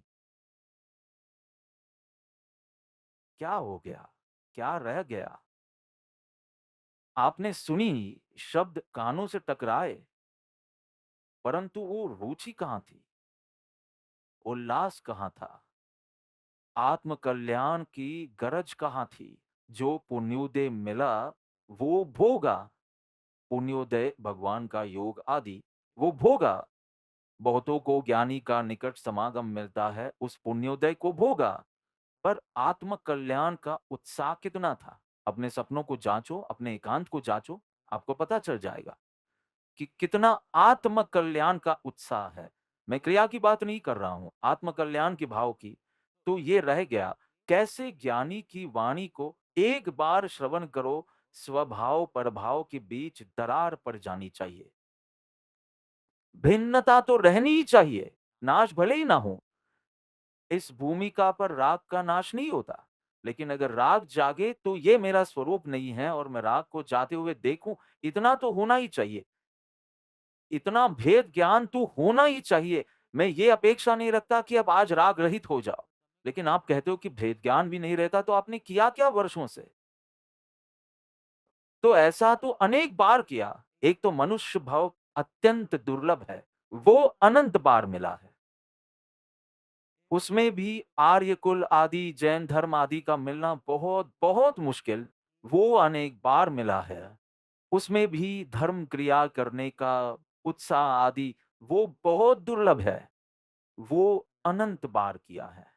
अनंत काल के परिभ्रमण में 166 या अनेक बार शास्त्र श्रवण, विद्याभ्यास, जिन दीक्षा, आचार्य पद व्यवहार से प्राप्त किया। लेकिन पर में सुख बुद्धि इतनी तीव्र, ये पसंद है। कुछ ऋणानुबंध है इसलिए पसंद है। पर ये ऋणानुबंध का खेल है, क्योंकि पर में भी उतना ही सुख लगता है। तो ये ऋणानुबंध का खेल है। ये सच्ची मुमुक्षुता नहीं है, ये परिपक्व मुमुक्षुता नहीं है। ये पसंद है और वो नापसंद हो, ये मुमुक्षुता है। ये पसंद है और वो पसंद है, ये ऋणानुबंध है। आप भाग्यशाली हैं, आप धन्य हैं कि आपका ऋणानुबंध भी ऐसे पुरुष के साथ है, आपके पास मौका है। आपकी आत्मा में कुछ भी महान नहीं हो रहा है। ये भी पसंद है और वो भी पसंद है। जड़ का रस भी हो और चैतन्य का रस भी हो, ये एक परिपक्व मुमुक्षुता नहीं है। बहुत गंभीर हो गए हैं क्या? बम बम फोड़ना पड़ेगा क्या? अभी भी पुण्य के उदय में तो उल्लास आता है। आप कहीं यात्रा कर रहे हो और आपका अपग्रेड हो गया और अब आप बिज़नेस क्लास में चले गए। हम बिज़नेस क्लास में जा रहे थे और अपग्रेड हो गए और आप फर्स्ट क्लास में चले गए। तो ही ऐसा-ऐसा होता है। मैंने देखा है इसलिए बोल रहा हूँ। ज़रा कोई ज़िंदगी में किसी दिन खर्च ना कर सके, उसका फर्स्ट क्लास में हो गया तो आपसे पूछे, "क्या आप बैठेंगे?" मैं तो हाँ कह देता और बैठ जाता। फिर उसका मुँह कैसा होता? पुण्य के उदय में तो अभी भी उल्लास आता है। ज़रा-सा कुछ ठीक हो गया परिवार में और ही हँसते रहते हो जोकर। पर तुझ में ही कषाय की मंदता होनी चाहिए। ये पराक्रम नहीं, ये प्रतिक्रमण है। गलत किया और अब सही कर रहे हो, तो मेरे सामने नहीं आना चाहिए। बरसों का सत्संग लज्जित हो रहा है। तुम्हें देखकर किसी को सत्संग पर भरोसा नहीं होगा। किसी गुफा में छिप जाना चाहिए। यदि कषायों की मंदता आदि की भूमिका न हो तो बोध परिणमित ही नहीं होगा। यदि सब कुछ याद भी हो जाए तो भी।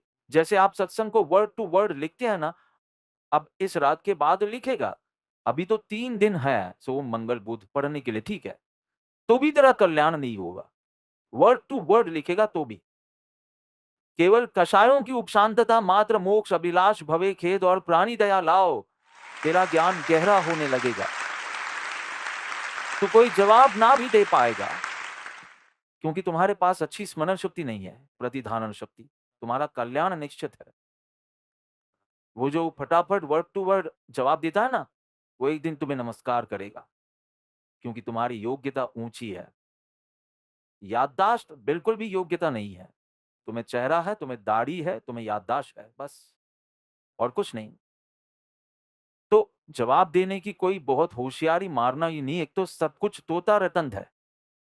तो इसे उपलब्धि मत समझो, इसे नुकसान भी मत समझो, पर एक चीज़ हृदय को छू गई और इस तरह दिन-रात मन में विचार चलते रहे, तो खुश होना कि आज का सत्संग फलदायी हुआ।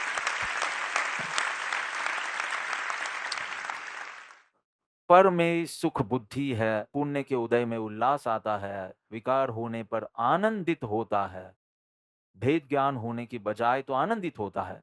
अभी तो प्रवाह में बह जाता है और फिर कहता है कि इतना सब कुछ किया है तो मेरा आत्मज्ञान क्यों ना हुआ? तुझे हो जाए तो जिन शास्त्र गलत, जिन वचन गलत, जिन सिद्धांत गलत और जिनेश्वर भगवान गलत हैं, अगर तुम्हें कुछ हो जाए तो। अगर तुम्हें आत्मज्ञान हो जाए या तुम्हारा कल्याण हो जाए, तो ये सब गलत है। ये एक सटीक विज्ञान है। ये एक विज्ञान है या मैं एक कदम आगे कहूँगा ये गणित है। केवल तभी जब ये प्लस ये मिलाकर 4 हो सकते हैं। कोई 2 चीज़ जोड़कर 4 नहीं हो जाते। तो जैन दर्शन गलत है। अगर तुम्हारा भला हो जाए तो जैन दर्शन गलत है। क्योंकि तुमने योग्यता नहीं बनाई है, तो तुम्हारा भला कैसे होगा? मैं भी आपके साथ आ जाऊँ, आप डरो नहीं। हमें लक्ष्य क्या रखना है कि जब आप कहें कि इतना सब कुछ करने के बावजूद उसके पहले विचार कीजिएगा कि फ्रेंच पढ़े हो या मराठी। 8 दिन भूखा रहूँ यानी कि पात्रता बढ़ नहीं जाती। जो करना चाहिए वो करना है और वो भी क्रम से। भेद ज्ञान से शुरुआत ही मत करना। पहले गुरु का राजीपो अपने ऊपर लाओ, फिर भेद ज्ञान शुरू करो, क्योंकि वो भी बेकार जाएगा। और सब कषायों की मंदता मात्र मोक्ष अभिलाष आदि से आएगी, उससे आएगी। क्रियाकांड और क्रिया योग। क्रिया योग जैन दर्शन को मान्य है, श्रीमत को भी मान्य है। क्रियाकांड दोनों को मान्य नहीं है। क्यों? क्योंकि दोनों एक ही हैं, श्रीमद और जैन दर्शन। ये तो कोई ऐसा कहे कि श्रीमत वालों को क्रिया पसंद नहीं। क्रिया योग में सम्मत है ही। क्रिया कांड और क्रिया योग में क्या अंतर है? शरीर की सतह पर जब कुछ होता है तो वो क्रिया कांड, उसमें मनोयोग जुड़ जाए तो क्रिया योग। जिसे करने में थकान लगे और कभी-कभी उबाऊ लगे वो क्रिया कांड और जिसमें रस बना रहे वो क्रिया योग। सरल। आप economic class, cattle class, premier class, business class, first class कोई भी ली हो, सिक्योरिटी चेक से तो आपको पास होना ही पड़ेगा। प्रायोरिटी भले ही मिले पर सिक्योरिटी चेक से तो पास होना ही पड़ेगा। सिक्योरिटी चेक इसलिए किया जाता है ताकि आपकी यात्रा में कोई जोखिम ना आए। सबकी सिक्योरिटी चेक होती है।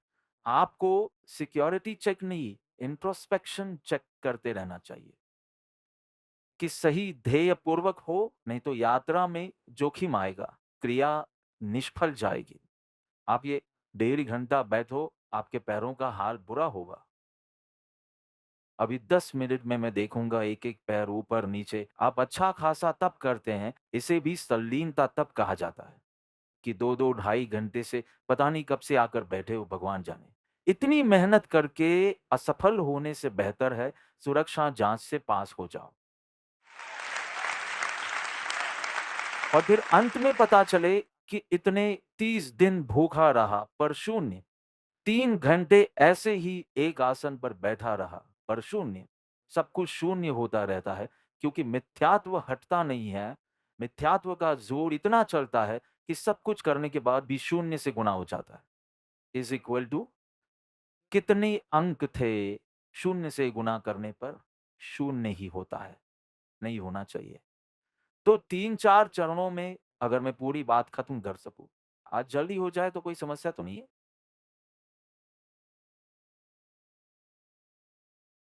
थोड़ा जल्दी हो जाए तो इसे 4 चरणों में मैं कह दूँगा। 1, यदि आपको तत्व निर्णय से वेदन का पूरा रास्ता तय करना हो, आगे-पीछे की सभी भूमिकाएँ मैंने समझा दी, परंतु एकदम चरणों में तो नंबर 1 स्व और पर को भिन्न जानो पहल। गुरु गम से जिसमें दिव्य ध्वनि आ ही गई, अर्थात भगवान सर्वज्ञ देव तो आ ही गए उसमें, मैं गुरु बोल रहा हूँ इसलिए। गुरु गम से तत्व का निर्णय, स्व पर का स्वरूप यथार्थ जानो और पदार्थों का बोध होना चाहिए। ये पहला है। साधारण भिन्नता जानो, स्व पर की भिन्नता जानो। मैं अभी सिर्फ जानने की ही बात कर रहा हूं, लेकिन विश्वास के साथ सिर्फ सेट करो। जैसे कुछ लोग विश्वास के साथ मैं स्त्री हूं ऐसी यहां से आवाज आती है और मैं पुरुष हूं ऐसी यहां से आवाज आती है, उतनी ही विश्वास से स्व पर को भिन्न रूप से जानो। लोकाकाश के कितने प्रदेश? प्रदेश क्या है मौलिक जी? परमाणु। एक परमाणु जितनी जगह ले उसे प्रदेश कहते हैं। लोकाकाश के प्रदेश कितने हैं? तो असंख्य। और लोकाकाश और अलोकाकाश इन दोनों को मिलाकर मैं एक आसान सवाल पूछता हूं, आकाश के कितने प्रदेश? अनंत। बहुत तकनीकी हो गया। अनंत याद रह गया तो ठीक है। अनंत। लोकालोक अर्थात आकाश के ही प्रदेश अनंत है, उससे भी अनंत गुण एक आत्म द्रव्य में है। असंख्यात ही हमें समझ नहीं आता। संख्यात भी पूरी तरह से कैलकुलेटर में नहीं आते। कैलकुलेटर में संख्यात, उसके बाद असंख्यात, उसके बाद अनंत और अनंत के अनंतानंत गुण आत्म द्रव्य में है, वो भी चैतन्य युक्त और जड़ से भिन्न। इतना जानने में इतना जानने की जरूरत है। क्या ये सही है? समझ में आया? जड़त्व और चैतन्यत्व ये दो बिल्कुल अलग चीजें हैं और तुम कौन हो ये तय कर लो। तुम जड़ हो या चेतन? जड़ता के ये सभी लक्षण हैं, चैतन्यता के ये सभी लक्षण हैं और तुम कौन हो ये तय करो। तो तुम क्या नहीं हो, तुम्हारा क्या नहीं है, वो अपने आप सूची तैयार हो जाएगी। तुम्हें केवल यही सूची तैयार करनी है कि तुम कौन हो और तुम कौन नहीं हो, वो इस तरफ से निकलेगा और बस उसी के अनुसार जीना है बस। शक्कर का स्वभाव, मारवाड़ी शक्कर का स्वभाव, गुजराती शक्कर का स्वभाव, कच्ची शक्कर का स्वभाव, मराठी शक्कर का स्वभाव, फ्रेंच शक्कर का स्वभाव, सब जगह एक ही है क्योंकि शक्कर का स्वभाव मीठा। पानी का स्वभाव गर्म पानी का स्वभाव, आ, पर पर्याय को भी मानना, नहीं तो गर्म पानी पी लोगे तो गला खराब हो जाएगा। पर हाँ, केवल द्रव्य स्वभाव को मानोगे तो कहोगे कि पानी का स्वभाव शीतल है तो बॉइलिंग वाटर पी लो ना, ठंडक लगेगी आपको। पर्याय को भी समझने को कहा है, पर्याय दृष्टि की मनाही की है। आप जैसे ही बैलेंस खो देंगे तो गए। ओ, भाग्यशाली को ही जैन दर्शन मिलता है। बुद्धि बहुत चाहिए। सांप को पकड़ने के लिए जो चिमटा चाहिए, उस चिमटे से मोती नहीं पकड़ सकते। मैं तो 2-3 बार पापा की पेढ़ी पर गया हूँ और इतनी बारीक-बारीक मोतियों की माला तो पहाड़ कहते हैं ना? राहुल क्या कहते हैं उसे? जिस टेबल के ऊपर करते हैं उसे? पहाड़। तो उसे पट या पहाड़ या क्या कहते हैं, या लाल कपड़े होते हैं और उस पर सफ़ेद मोतियों का सारा काम होता हो, प्रक्रिया की जाती हो, जो सब रंग-वंग करके फिर ये सब करते हैं। कुछ तो इतने महीन होते हैं और उन मोतियों के लिए उनका एक अलग चिमटा होता है, उन मोतियों का। उस चिमटे से साँप नहीं पकड़ते और साँप पकड़ने वाला जो चिमटा है, उससे मोती नहीं पकड़ते। ये जैन दर्शन है, बुद्धि चाहिए, परिणाम में सूक्ष्मता चाहिए। अंदर जो परिणाम अनुभव होते हैं, उनसे भी मैं भिन्न हूँ, उसके लिए कितनी सूक्ष्मता चाहिए। बात-बात में गुस्सा हो जाए, तुम्हारी औकात नहीं है। बात-बात में चिढ़ आ जाए, तुम्हारी क्षमता नहीं है। भेद विज्ञान की तुम्हारी क्षमता नहीं है। अगले भाव पर रख। इतने कषाय तुम्हारे तीव्र हो, तुम कर ही नहीं पाओगे। सब कुछ ज़ुबानी करोगे और पूरा समय-सार ज़ुबानी कर लो, पर तुम भेद ज्ञान नहीं कर सकोगे। वो तो योग्यता में से निकलेगा, सूक्ष्मता। कि आहा! पूर्ण राग का झरना दिखे और मैं स्थिर, शुद्ध, चिदानंद तत्व, साक्षी और साक्ष अलग-अलग हैं और मैं केवल साक्षी चेतना हूँ। ज्ञाता दृष्टा आत्माराम, वो मैं हूँ। पर से, पर द्रव्य से, पर वस्तु से, शरीर से, रागादि परिणामों से, त्रिकर्म से मैं भिन्न हूँ। नो कर्म, द्रव्य कर्म, भाव कर्म, तीनों से भिन्न। वाह! कभी तो प्रेमार्पित आपको हुआ है या नहीं? कभी भी कि मेरे भीतर शुद्ध बुद्ध चैतन्य घन स्वयं ज्योति सुख धाम, ये गाढ़ मिथ्यात्व है। क्योंकि मेरे भीतर मतलब मेरे मतलब कौन? गाढ़ मिथ्यात्व। जिस उत्साह से सिर हिलाया ना, आपके अंदर गाढ़ मिथ्यात्व विद्यमान है, क्योंकि शरीर के अंदर आत्मा है और आपने ऐसा कहा कि मेरे अंदर मतलब आप शरीर है।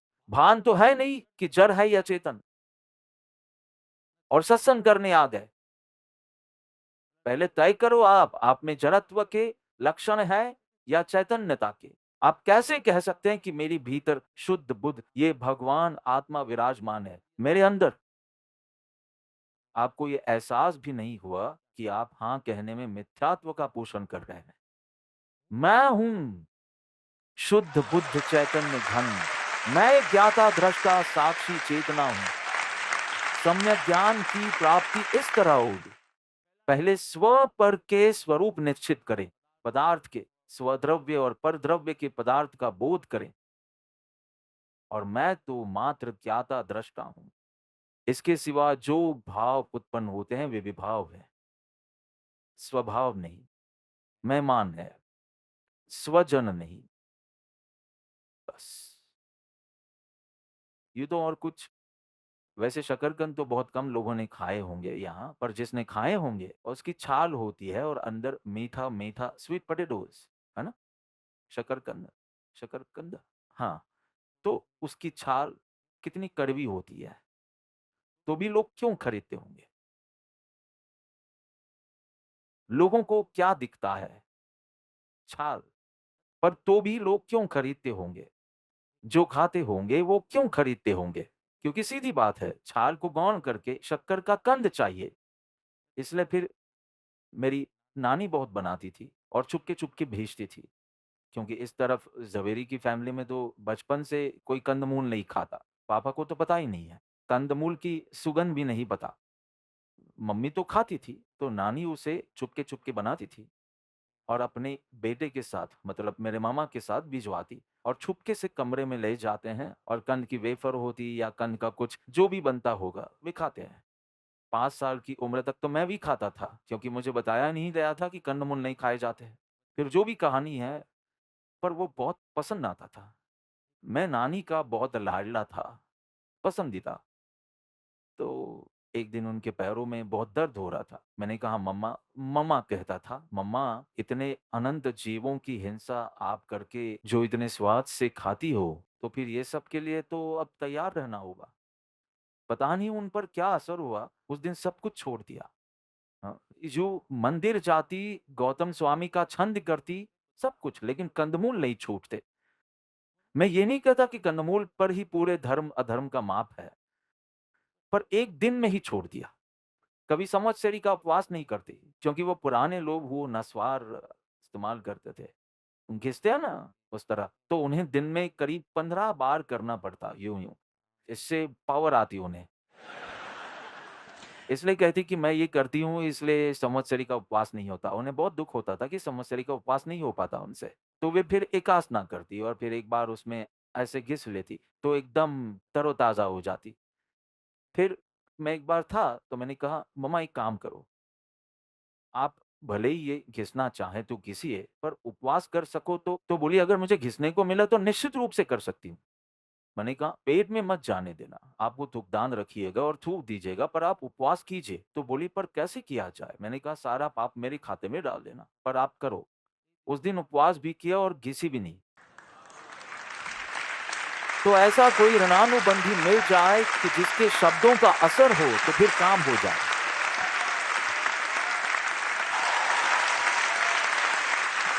कि तो शकरकंद बहुत पसंद हो, उसकी छाल का रंग देखो, गंध देखो और स्वाद देखो, तो आपको लगेगा कि ये खरीदा ही नहीं जा सकता। लेकिन उसमें घुसकर अंदर जो कंद, मीठा कंद, उस पर लक्ष्य करो, तो आप खरीद सकते हो। त्रिकर्म रूपी छाल को छोड़ो और भीतर शुद्ध बुद्ध चैतन्य घन स्वयं ज्योति सुख कंदार केला देखते हो ना हाथ में छीलते हो ना हमारे बच्चे भी बनाना बनाना करते हैं और बनाना खाते हैं लेकिन उसका पूरा पीला हो तो ही खाते हैं आपका वो हरा रंग का हो इंडियन बनाना का और उसमें काली छीद वाली हो तो कहते हैं प्रेमार्पित केले रख दो और एक काली बूंद को प्रॉपर पीला केला होना चाहिए तभी खाता है उसकी जैसे 4 साल के बच्चे में अक्ल है कि केले में क्या छोड़ना है और क्या खाना है। आप में भी होगी ही कि स्वद्रव्य में एकाग्र होना है और परद्रव्य का आश्रय छोड़ना है। भले ही आपको साथ-साथ मिलेगा, पर किसका आश्रय करना है, क्या उपादेय है और क्या हेय है, ये आप जानते ही होंगे। आपका कपड़ा फटे तब आपको दुःख होता है कि कपड़ा फट गया, पर मैं फट गया ऐसे तो नहीं बोलते। अब जब शरीर को भी चोट लगे ना, तो कहे कि देखो पैर टूटा पर मेरा ज्ञान अभी भी सुरक्षित है। पैर टूटा, पर मेरे ज्ञान को ज़रा-सा भी फ़र्क नहीं पड़ा। मेरा ज्ञान सुरक्षित है। हम ऐसा क्यों नहीं सोच सकते? चलो नई रिकॉर्डिंग तो करनी ही है। उसके बिना पुरानी रिकॉर्डिंग से तो काम होने वाला ही नहीं है। तो थोड़ा-थोड़ा शुरू करें, जब सिर दुखता हो तब शुरू करें कि सर चोटिल है पर मेरा ज्ञान चोटिल नहीं है और मैं तो ज्ञान स्वरूप आत्मा। बस इतना ही। अगर उँगली कट भी गई तो भी शरीर में से कुछ कम हुआ, पर मुझ में से कुछ कम नहीं हुआ। उल्टा अभी जागृति रहती है और इस पर्याय में भेद ज्ञान हो रहा है इसलिए मुझे तो लाभ हुआ। जब शरीर को नुकसान होता है तब मुझे लाभ होता है। हनोई एयरपोर्ट पर हम इंतज़ार कर रहे थे अभी फ्लाइट के लिए। मुझे नहीं पता मैं किससे बात कर रहा था, भाविन था कि या तुम थे? मैं नहीं जानता। कुछ 5-10 लोग एयरपोर्ट पर बैठे थे और हम सब कुछ बहुत जल्दी करने जाते हैं, फिर इंतज़ार भी बहुत करना पड़ता है। पौने घंटे में सब हो गया, सिक्योरिटी चेक आदि करके तो बैठे रहे थे। मैंने कहा, ये गुजरात था। गुजरात के ऊपर कौन-सा राज्य है चैताली? गुजरात के ऊपर कौन-सा राज्य? पश्चिम बंगाल, तमिलनाडु। राजस्थान। ये कैसा है? वीडियो जानती है, उसे भूगोल नहीं आता हो। पर भगवान कहते हैं कि "एगम जाने ते सर्वम जानी"। एक आत्मा को जाना तो सब कुछ जान लिया। अरे ये सब जानकर भी क्या करोगे? ये क्षरोक्षम ज्ञान ही तो है। बस एक आत्मा को जान लो, सब कुछ जान लोगे। तो गुजरात के ऊपर क्या बताया था तुमने? और गुजरात के नीचे? बहुत अच्छे। और गुजरात के बगल में? कुछ तो बोलो। हाँ, पीएम मोदी खुश होंगे कि कम से कम इन लोगों को पता है। राज्य कितने?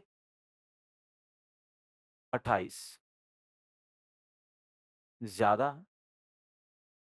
अभी गूगल करके देखने दें।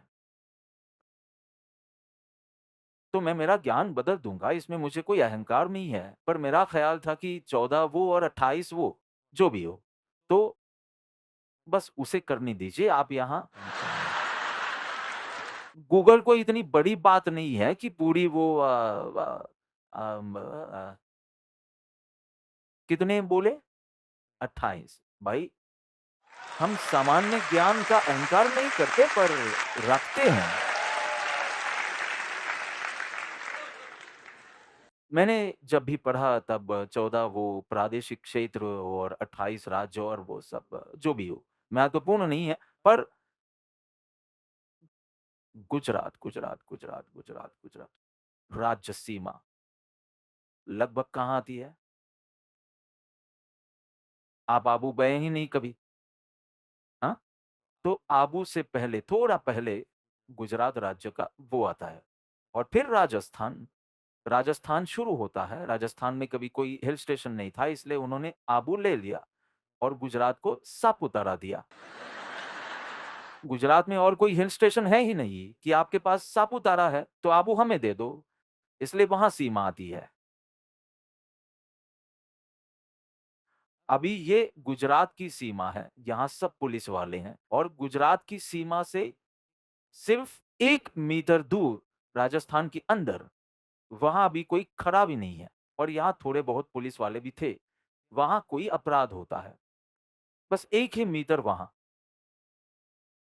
गुजरात पुलिस ने मना कर दिया। ये हमारे अधिकार क्षेत्र में नहीं है, इसलिए हम नहीं जाएँगे। आप राजस्थान में शिकायत दर्ज कराओ। पर 1 मीटर आपको पता है 1 मीटर क्या होता है? 1 किलोमीटर भी नहीं, 1 मीटर।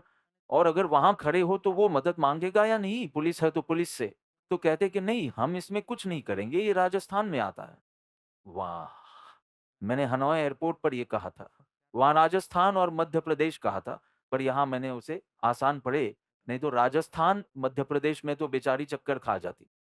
इसलिए मैंने यहाँ बदल दिया, पर वहाँ एयरपोर्ट पर राजस्थान और तुम्हारी आत्मा की सीमा के बाद 1 मीटर दूर मतलब शरीर में कुछ भी हो, तो भी तुम ज़िम्मेदार नहीं हो।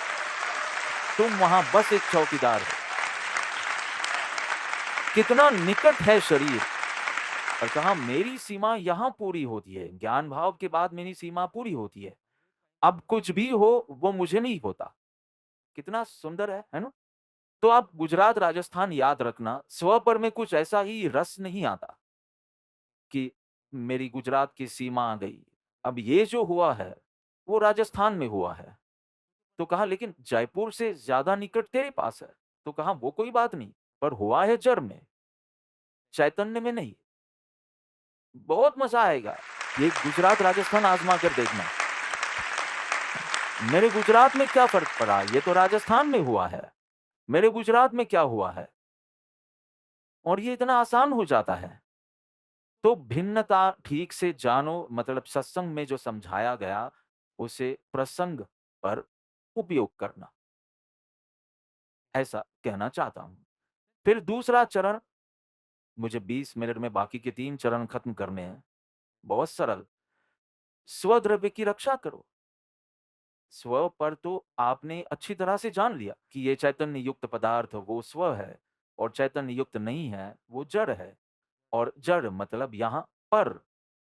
इस तरह स्व पर की भिन्नता तो ठीक से जान ली, पर फिर स्व की रक्षा भी करना, स्व पर दया करना, स्व की रक्षा मतलब स्वरूपानुसंधान में तत्पर रहना।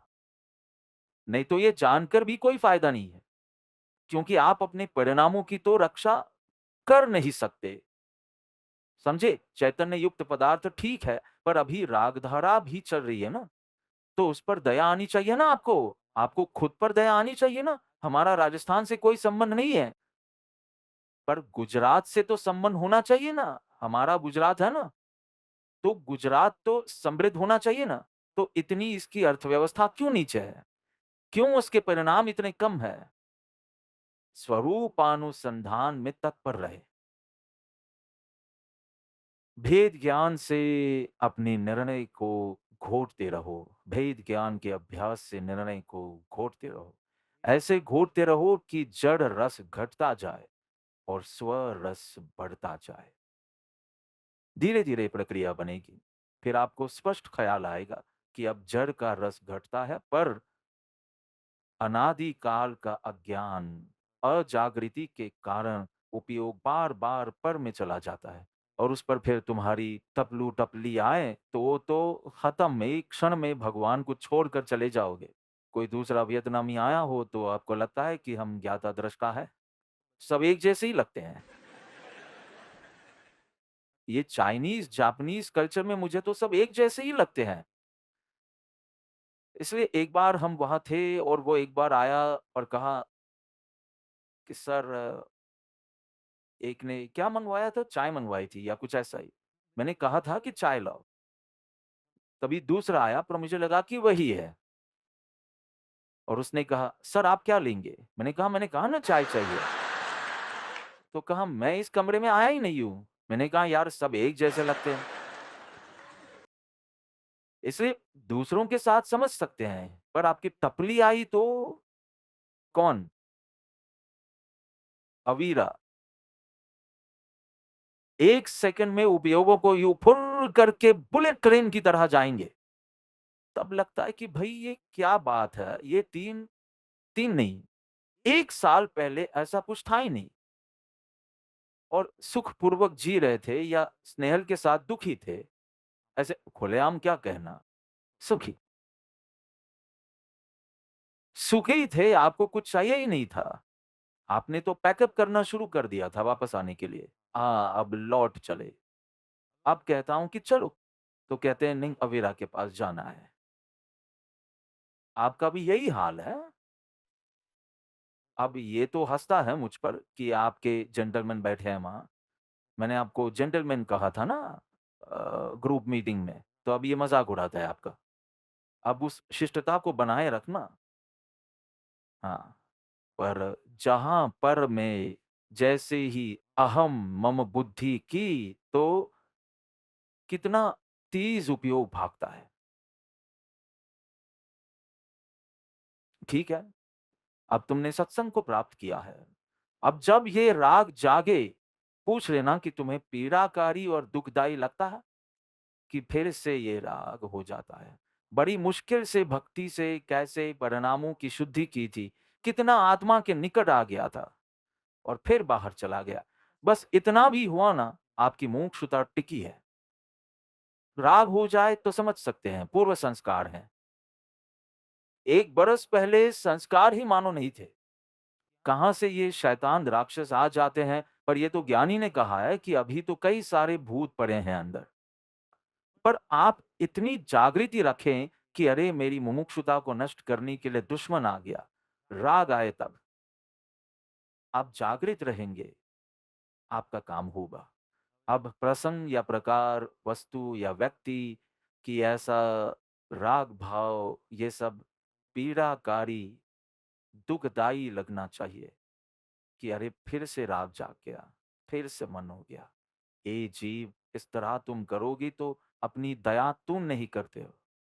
तुम क्या अब प्रायश्चित लोगे कि मुझसे एक मक्खी मर गई और एक चींटी मर गई? तुम पूरी की पूरी तुम्हारी आत्मा को ही मार देते हो, राग करके। क्षण-क्षण भयंकर, भाव मरने, ऊपर से लिप्त रहते हो। बस आप लिप्त मत होना, इतनी कोशिश करना कि जो विभाव जागे उनमें लिप्त मत होना। ऐसे कहना, हे प्रभु बचा लेना इस राग से। कुछ वर्ष में तो आपको पता चलेगा कि ये राग किया, पर वो तो अपने प्रेमी के साथ भाग गई। तब पता चलने वाला है, तो अभी मान लो ना मेरा कहना, सभी कर्तव्य किए जा सकते हैं, सुंदर तरीके से किए जा सकते हैं। दुनिया प्रशंसा करे उस तरह किए जा सकते हैं और फिर भी अलिप्त रहा जा सकता है। पर तुम अपने राग के पक्ष में मत चले जाना, राग के विपक्ष में ही रहना। राग हो तो भी, ये सबसे ज़रूरी है। तो मनुष्य बनना ये पुण्य का फल है। मनुष्य गति नाम कर्म का उदय होता है, तब मनुष्यत्व मिलता है।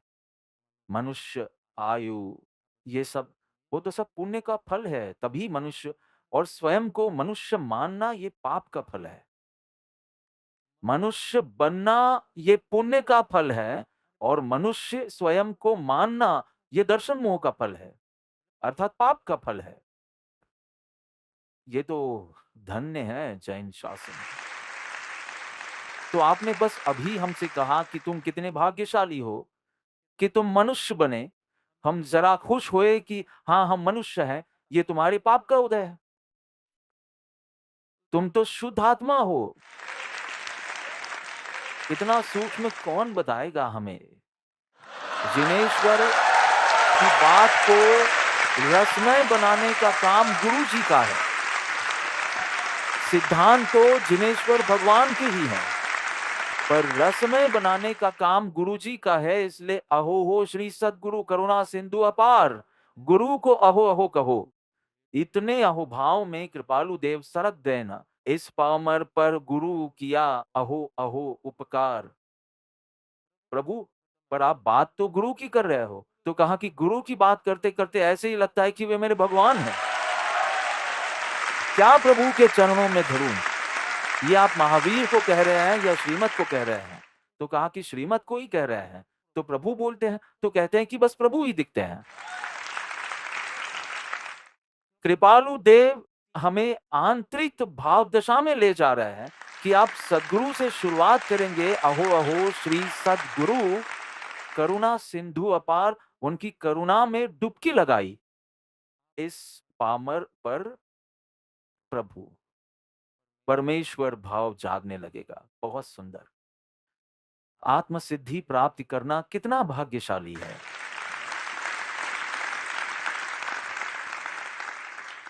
तात्विक सत्ता के प्रति जागृत हो। अब छिलके सहित केला ही हाथ में लेना पड़ेगा, पर आपका लक्ष्य पल भर का होना चाहिए। आपका लक्ष्य आपकी त्रिकाली सत्ता, तात्विक सत्ता, शुद्ध ब्रह्म स्वरूप पर जाना चाहिए, बस। हाँ, और ये कार्य तुरंत कीजिएगा। वादे नहीं चाहिए, योजनाएं नहीं चाहिए, विलंब नहीं चाहिए कि बस अब इनके विवाह हो गया है ना, अब पूरा ध्यान आत्म कल्याण पर, वो नहीं चलेगा। विवाह के समय भी, विवाह के समय, विवाह के मंडप में केवल ज्ञान हुआ है, ऐसे दृष्टांत है। गुण सागर वगैरह कितने दृष्टांत। शादी के मंडप में भी मुझे आत्म जागृति चाहिए, शादी की तैयारी में नहीं। और जब शादी का कार्यक्रम पूरा हो, अब पूरा ध्यान, कोई देरी नहीं। प्रवचन सार में लिखा है, आज ही करो, धीरे धीरे नहीं, शीघ्र करो। तो मैं 5-6 न्यूट्रिशनिस्ट से मिला, क्योंकि मैं बहुत दृढ़ हूँ, आप जानते हैं, वीगन जीवन शैली और बाकी सब में। तो मैंने कहा मुझे उन्हें बुलाना चाहिए। प्रोटीन विशेषज्ञ था, उनमें आयुर्वेद विशेषज्ञ था, सबको ऐसे इकट्ठा किया और हमारी 2 घंटे की बैठक हुई। तो मैंने कहा अब मुझे प्रोटीन कैसे मिलेंगे? क्योंकि सभी डेयरी उत्पाद अब नहीं ले रहा हूँ। दालें मुझसे ज़्यादा नहीं खाई जाती, एक सीमा है, तब ये मेरी किडनी को प्रभावित करता है। तो अब वनस्पति आधारित प्रोटीन मुझे कैसे मिले? तो मैं था उनके साथ बैठा हुआ और फिर मैंने कहा देखिए ये मेरा लक्ष्य है इसे करने का, तो मुझे ये जानने में कोई दिलचस्पी नहीं कि दूध ज़रूरी है या नहीं, वो मैं बाद में शांति से पढ़ूँगा। पर मुझे इस क्रूरता के आधार पर उस वीडियो ने कहा कि आप पाखंडी हैं, और वो बात मुझे बहुत चुभ गई। इसलिए मुझे ऐसा करना है और मुझे सब कुछ एक ही झटके में करना है, क्योंकि मैंने हर चीज़ एक ही झटके में करने की ठानी है। पहले आपके बहुत अच्छे क्लासमेट रूपा बहन, टीना मैम तुम्हारे क्लासमेट थे। वे कहते थे, "क्या आपको अकेले वीगन बनना है?" वे बिल्कुल ऐसे ही बोलते हैं ना, या आपको बहुतों को साथ ले जाना है? अगर भला हो सकता है तो क्यों नहीं? मेरा जीवन ही इस तरह से रहा है कि सबके साथ मोक्ष को प्राप्त करें। सबके साथ जाना है। तो कहते हैं कि आप धीरे-धीरे छोड़िएगा, क्योंकि रिएक्शन आएगा ही। ब्लोटिंग होगी। पहले अगर आप ओट मिल्क और सोया मिल्क बहुत धड़ाधड़ पीने लगेंगे तो दस्त होंगे। कभी-कभी आपको अब छींक आएगी ना, तो हम कहते थे वीगन मत बनो। मतलब नॉन वीगन को कभी छींक आती ही नहीं है इस तरह से। मतलब ऐसे कहेंगे। और मैंने कहा मेरा सारा तर्क-वितर्क सब तैयार है। कृष्ण भगवान माखन क्यों खाते थे और पहले तीर्थंकर खीर से पारना क्यों किया? मेरे पास सारे जवाब तैयार हैं, पर हम अभी मिशन स्टेटमेंट नहीं बदल रहे हैं। Shrimad Rajchandra mission to be vegan. हाँ, मिशन स्टेटमेंट अभी भी वही है, अनुभव करें। और हाँ, ये मेरी व्यक्तिगत पसंद है, ये मेरी व्यक्तिगत पसंद है, इस तरह पहनना मेरी व्यक्तिगत पसंद है और वीगन जीवन शैली मेरी व्यक्तिगत पसंद है। और मुझे फ़ायदे, आध्यात्मिक फ़ायदे होंगे तो मैं आपको बताऊँगा। शारीरिक फ़ायदे होंगे तो आपको मेरे चेहरे से दिखेंगे, और नुकसान हो तो भी मुझे ये करना है, मेरी तैयारी है, सब कुछ। तो उन्होंने कहा नहीं, 2-2 महीने में एक-एक चीज़ छोड़ना अगर लंबा टिकना हो, क्योंकि शरीर की प्रतिक्रियाएँ होंगी, शरीर प्रतिक्रिया देगा। बाकी सबको हम चाहे जो सलाह दें, आपको कहते हैं कि धीरे-धीरे करना। मुझे उसकी बात समझ में आई। आप मुझे लिख कर दे दो, मैं अपनी मति कल्पना करने वाला नहीं हूँ, हम गुरु-बम वाले हैं, मति कल्पना वाले नहीं हैं। और मैं इस क्षेत्र में नया हूँ। तो आप मुझे ये लिख कर दें कि पहले क्या छोड़ना है, बाद में क्या छोड़ना है, 6 महीने बाद क्या छोड़ना है, और मैं वैसे ही करूँगा। मुझे ये किसी को दिखाने के लिए नहीं करना है, पर मुझे तंदुरुस्त देख के आपका भी मन हो, ऐसा निश्चित रूप से करना है। अगर मैं बोलूँ नहीं तो भी नेमी तो कहेगा कि आपसे रहा ही नहीं जाएगा। बोल, बोल, अब हर प्रवचन में ये होने वाला है। मैं सब बाधा ले लूँगा प्रभुदेव। एक भी प्रवचन में इसकी बात नहीं करूँगा। पर्सनल लेवल पर आए तो तुम मेरे, मैं तुम्हारा, तो शेयर तो करना ही है। प्रवचन में बात नहीं करूँगा। धीरे-धीरे नहीं, शीघ्र कीजिएगा। वीगन धीरे-धीरे हो। आत्म कल्याण स्वरूप दृष्टि में तुरंत करना। बिल्कुल विलंब या वादा नहीं। अभी 3 दिन ऋषिकेश जाता हूँ, फिर बराबर करता हूँ, ऐसे नहीं चलेगा। ऋषिकेश में करूँ। अभी ये है वो, कोई वादा, कोई योजना, कुछ भी नहीं। एक धोबी था, मिर्च खाई, एटम बॉम्ब। फिर कपड़े धोने गया, 50 कपड़े धोने थे। अभी तो 5 कपड़े धोए थे कि इतनी प्यास लगने लगी कि यार 5 कपड़े धोए, उसमें इतनी प्यास लगती है, तो ये इतनी धोने में तो मुझे कितनी बार पानी पीने जाना पड़ेगा। लाओ थोड़े और धो डालूँ और फिर पीने जाऊँ। उसमें 5 और धोए, उसमें तो अधमरा हो गया। पर उसे लगा कि बार-बार जाने से बेहतर है कि दूसरे 5 धो लूँ। ऐसे में मूर्छित होकर मर गया।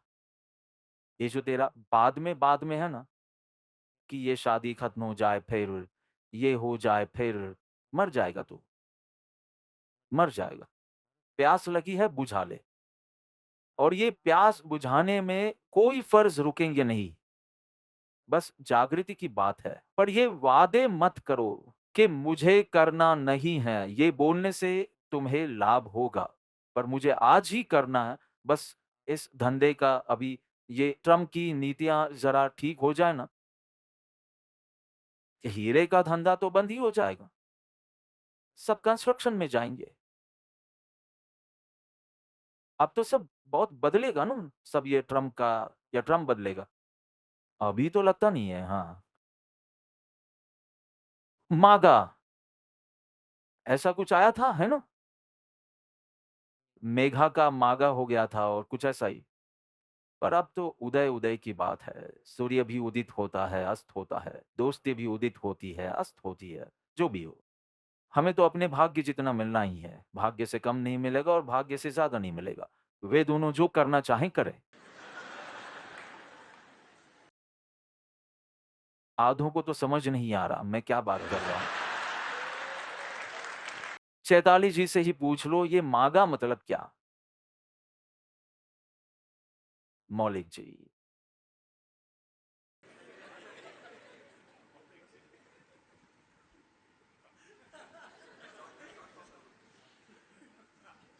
वो सब हमें पता है। आपको समझाना था।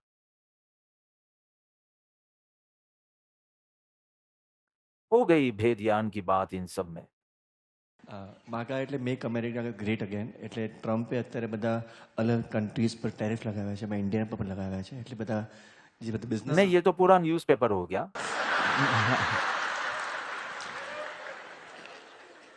आत्म कल्याण शीघ्रता से करिएगा। आत्म कल्याण शीघ्रता से नहीं, आज करिएगा। आत्म कल्याण आज नहीं, अभी करिएगा। बस यही कहना था। तो पहला कदम था जड़ चेतन की या स्वयं की भिन्नता जानो, समझो, प्रतीति करो, निर्णय करो। दूसरा था उसके रक्षक बनो अर्थात स्व-दया लाकर स्वरूपानुसंधान करने में विलंब न करो। तीसरा है अंतर्मुखता का अभ्यास। चित्त भटके नहीं, चैतन्य के आकार में ये प्रभु के ही शब्द हैं। चित्त चैतन्य आकार में रहता था प्रभु का पीढ़ी पर, ज़वेरी बाज़ार में। ये चित्त की दशा का चित्रण करता है कि चित्त चैतन्य के आकार में है। आप देखें तो रत्न है, आप लोगों को देखते हैं, पर मेरा चित्त चैतन्य के आकार में है। कितनी अनोखी दशा है। आँख देखती है, ज्ञान आँख के पीछे है, अर्थात ज्ञान तत्व है। ज्ञान इसे देखता है और अंतर्मुखी है।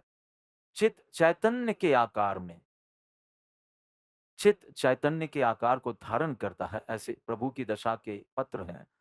तो स्वरूप दृष्टि, संयोग दृष्टि को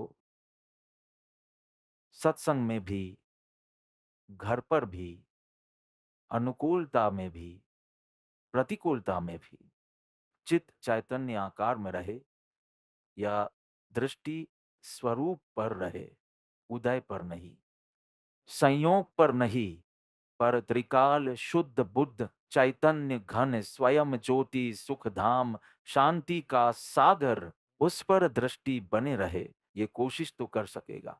कब? अभी आनंद में। अनुकूलता में लिप्त न हो, प्रतिकूलता का भय न रखें। ऐसे दिन ब दिन ऐसा लगना चाहिए कि आत्म स्वरूप के निकट मेरा चित्त आ रहा है। मुझे मुझे नहीं पता इसका क्या मतलब है। आपको ये भावना मिलनी चाहिए कि मैं अपने घर के करीब आ रहा हूँ।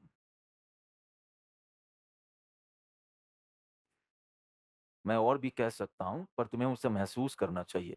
क्या है, अगर माला बनानी हो तो धागे में मोती एक के बाद एक फटाफट डालो तो माला बनती है। तुम एक मोती डालो, फिर 5-15 घंटे तक दूसरा न डालो, तो माला बनेगी कैसे?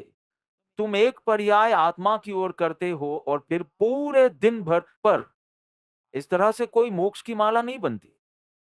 फटाफट मोती डालने पड़े तब माला बनती है। आपकी हर पर्याय 10-10 की पर्याय, 10-11 की पर्याय, 10-12 की पर्याय, तुम त्रिकाली की तरफ डालते जाओ तो थोड़े ही समय में तो मोक्ष की माला बन जाए।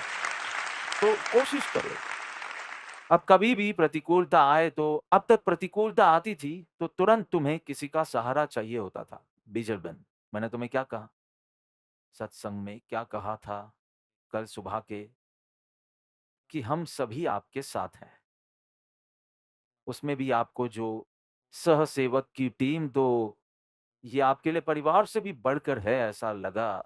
नेमी जी, भाविन, उत्पल, अल्पा, ये सब तो मानो वे वे निर्णय ले रहे थे कि आप कृपालु देव के भाव में रहें या सगे संबंधियों से मिलना हो तो हम सभी निर्णय ले लेंगे, आप विकल्प मात्र भी नहीं करना। तो वे आपके लिए बहुत अच्छे हैं, लेकिन हम सब आपके साथ हैं, लेकिन आप हम में से किसी पर भी निर्भर मत रहिए। यही मैंने उससे कहा था कि आप अपनी भावनात्मक स्वतंत्रता विकसित करने का प्रयास करें। ये महत्वपूर्ण है। तो अभी तक जब भी हमें कोई प्रतिकूलता आती है, तो हम किसी का आधार ढूँढते हैं या फिर किसी को प्रसन्न करने की कोशिश करते हैं या किसी की लाचारी यानी कि क्या चापलूसी करने की कोशिश नहीं। अब कोई भी प्रतिकूलता आए तो अपने ज्ञायक तत्व में जाओ। विनती वहां करो कि तुम साथ रहना। अपने सम्यक ज्ञान से कहना कि तुम साथ रहना, मुझे किसी और की जरूरत नहीं है। और अगर वो भी आपको बहुत सहज न लगे तो ज्ञानी से विनती करनी है। पर मैं कह रहा हूं कि सिर्फ डॉक्टर को याद करने से क्या होगा, दवा याद करनी पड़ेगी, है ना? यानी कि आप सिर्फ ज्ञानी ज्ञानी के मुंह में फंसो, पर अंत में तो उनका ज्ञान ही काम आने वाला है। सो डॉक्टर को याद करो, ये वर्षों पहले कहा था। अब कह रहा हूं दवा याद करो। अब गायक से विनती करनी है कि तुम मेरे साथ रहना। बस गुरु द्वारा दिए गए ज्ञान से विनती करनी कि तुम मेरे साथ रहना। तुम मेरे साथ रहोगे तो मैं सुरक्षित रहूंगा। अब किसी की लाचारी नहीं, किसी की चापलूसी नहीं, किसी का आधार नहीं, मुझे मेरे गायक तत्व का आधार बस एक ही। मैं कहता हूं कि इस भाव में रहोगे, ऐसी आत्मदृष्टि रखोगे, बुलेट प्रूफ जैकेट में रहोगे आप। अगर गायक की शरण में रहोगे तो बुलेट प्रूफ जैकेट में रहोगे, कोई कर्म का उदय आपको छू भी नहीं पाएगा। तो बस कोशिश करो, करो इसे। और अंत में आत्मा की रमणता में स्थिर रहना। आपने निर्णय किया, आप स्वदया का पालन करके स्वरूपानुसंधान का संवेग ले आए। आपने उस अंतर्मुखता का अभ्यास किया, अब उसमें रमणता और स्थिरता बनाए रखना। एक ही मन में कि मुझे अपनी निज भावना में लीन होना है, मुझे पर भावना में लीन नहीं होना है, जिसमें सांसारिक विषयों की ग्राहकता हो। मुझे केवल एक, ना पर में रमणता करनी है और न राग में रमणता करनी है। मुझे अपने ज्ञान स्वभाव में बस रमणता करनी है। बहुत बहुत बातें कर ली, अब करे। बहुत बार मेन्यू कार्ड पढ़ लिया, अंडरलाइन कर लिया, ओ मसाला डोसा, ओ स्पेशल डोसा। अंडरलाइन कर करके भी अब थके नहीं। एक बार मन नहीं करता क्या कि ये व्यंजन खाए। अब ऐसा नहीं लगता कि आत्मा का वेदन करके इस देह को छोड़े, कि अभी बस नोट्स बनाए हैं, अंडरलाइन करना है, बस इतना ही करना है। तो आप सारे रेस्टोरेंट्स के मेन्यू कार्ड इकट्ठे करके उनको अंडरलाइन करते रहिए, तो भी आप भूखे मरेंगे। एक बार तय कीजिए कि अब भूख मिटानी है। इतनी भूख जो गुरु ने जगाई है, आत्मा की अनुभूति की, तो एक बार अब वो पार करें। गांधी जी को भी फेंक दिया दक्षिण अफ्रीका के पीटर मैरिट्सबर्ग स्टेशन पर। तो पहले अपमानित हुए, उन्हें बहुत गुस्सा आया। अब दूसरी ट्रेन नहीं थी, तो उन्हें वेटिंग रूम में इंतज़ार करना पड़ा। तो वो व्यक्तिगत क्या कहते हैं, अपमान, सार्वभौमिक अपमान में बदल गया। जो व्यक्तिगत भाव था, वो समष्टिगत बन गया कि ये मेरा अपमान तो ठीक है, फर्स्ट क्लास के टिकट होने के बावजूद मुझे बाहर फेंक दिया। पर असल में इसका कारण रंग भेद की नीति है, ये नस्लवाद वगैरह। इस नीति को मुझे किसी भी तरह तोड़ना है। तो दृष्टि का कैसा रूपांतरण हुआ? यदि ये एक व्यक्तिगत अपमान ही रह जाता, कुछ और दक्षिण अफ्रीकी लोगों के साथ वो बदला लेते, ये करते और वो महात्मा नहीं बन पाते। लेकिन उन्होंने इसे समष्टि स्तर पर ले लिया। जैसे पूरे विश्व में जहाँ-जहाँ ये समस्या थी, वहाँ-वहाँ क्रांति शुरू हुई।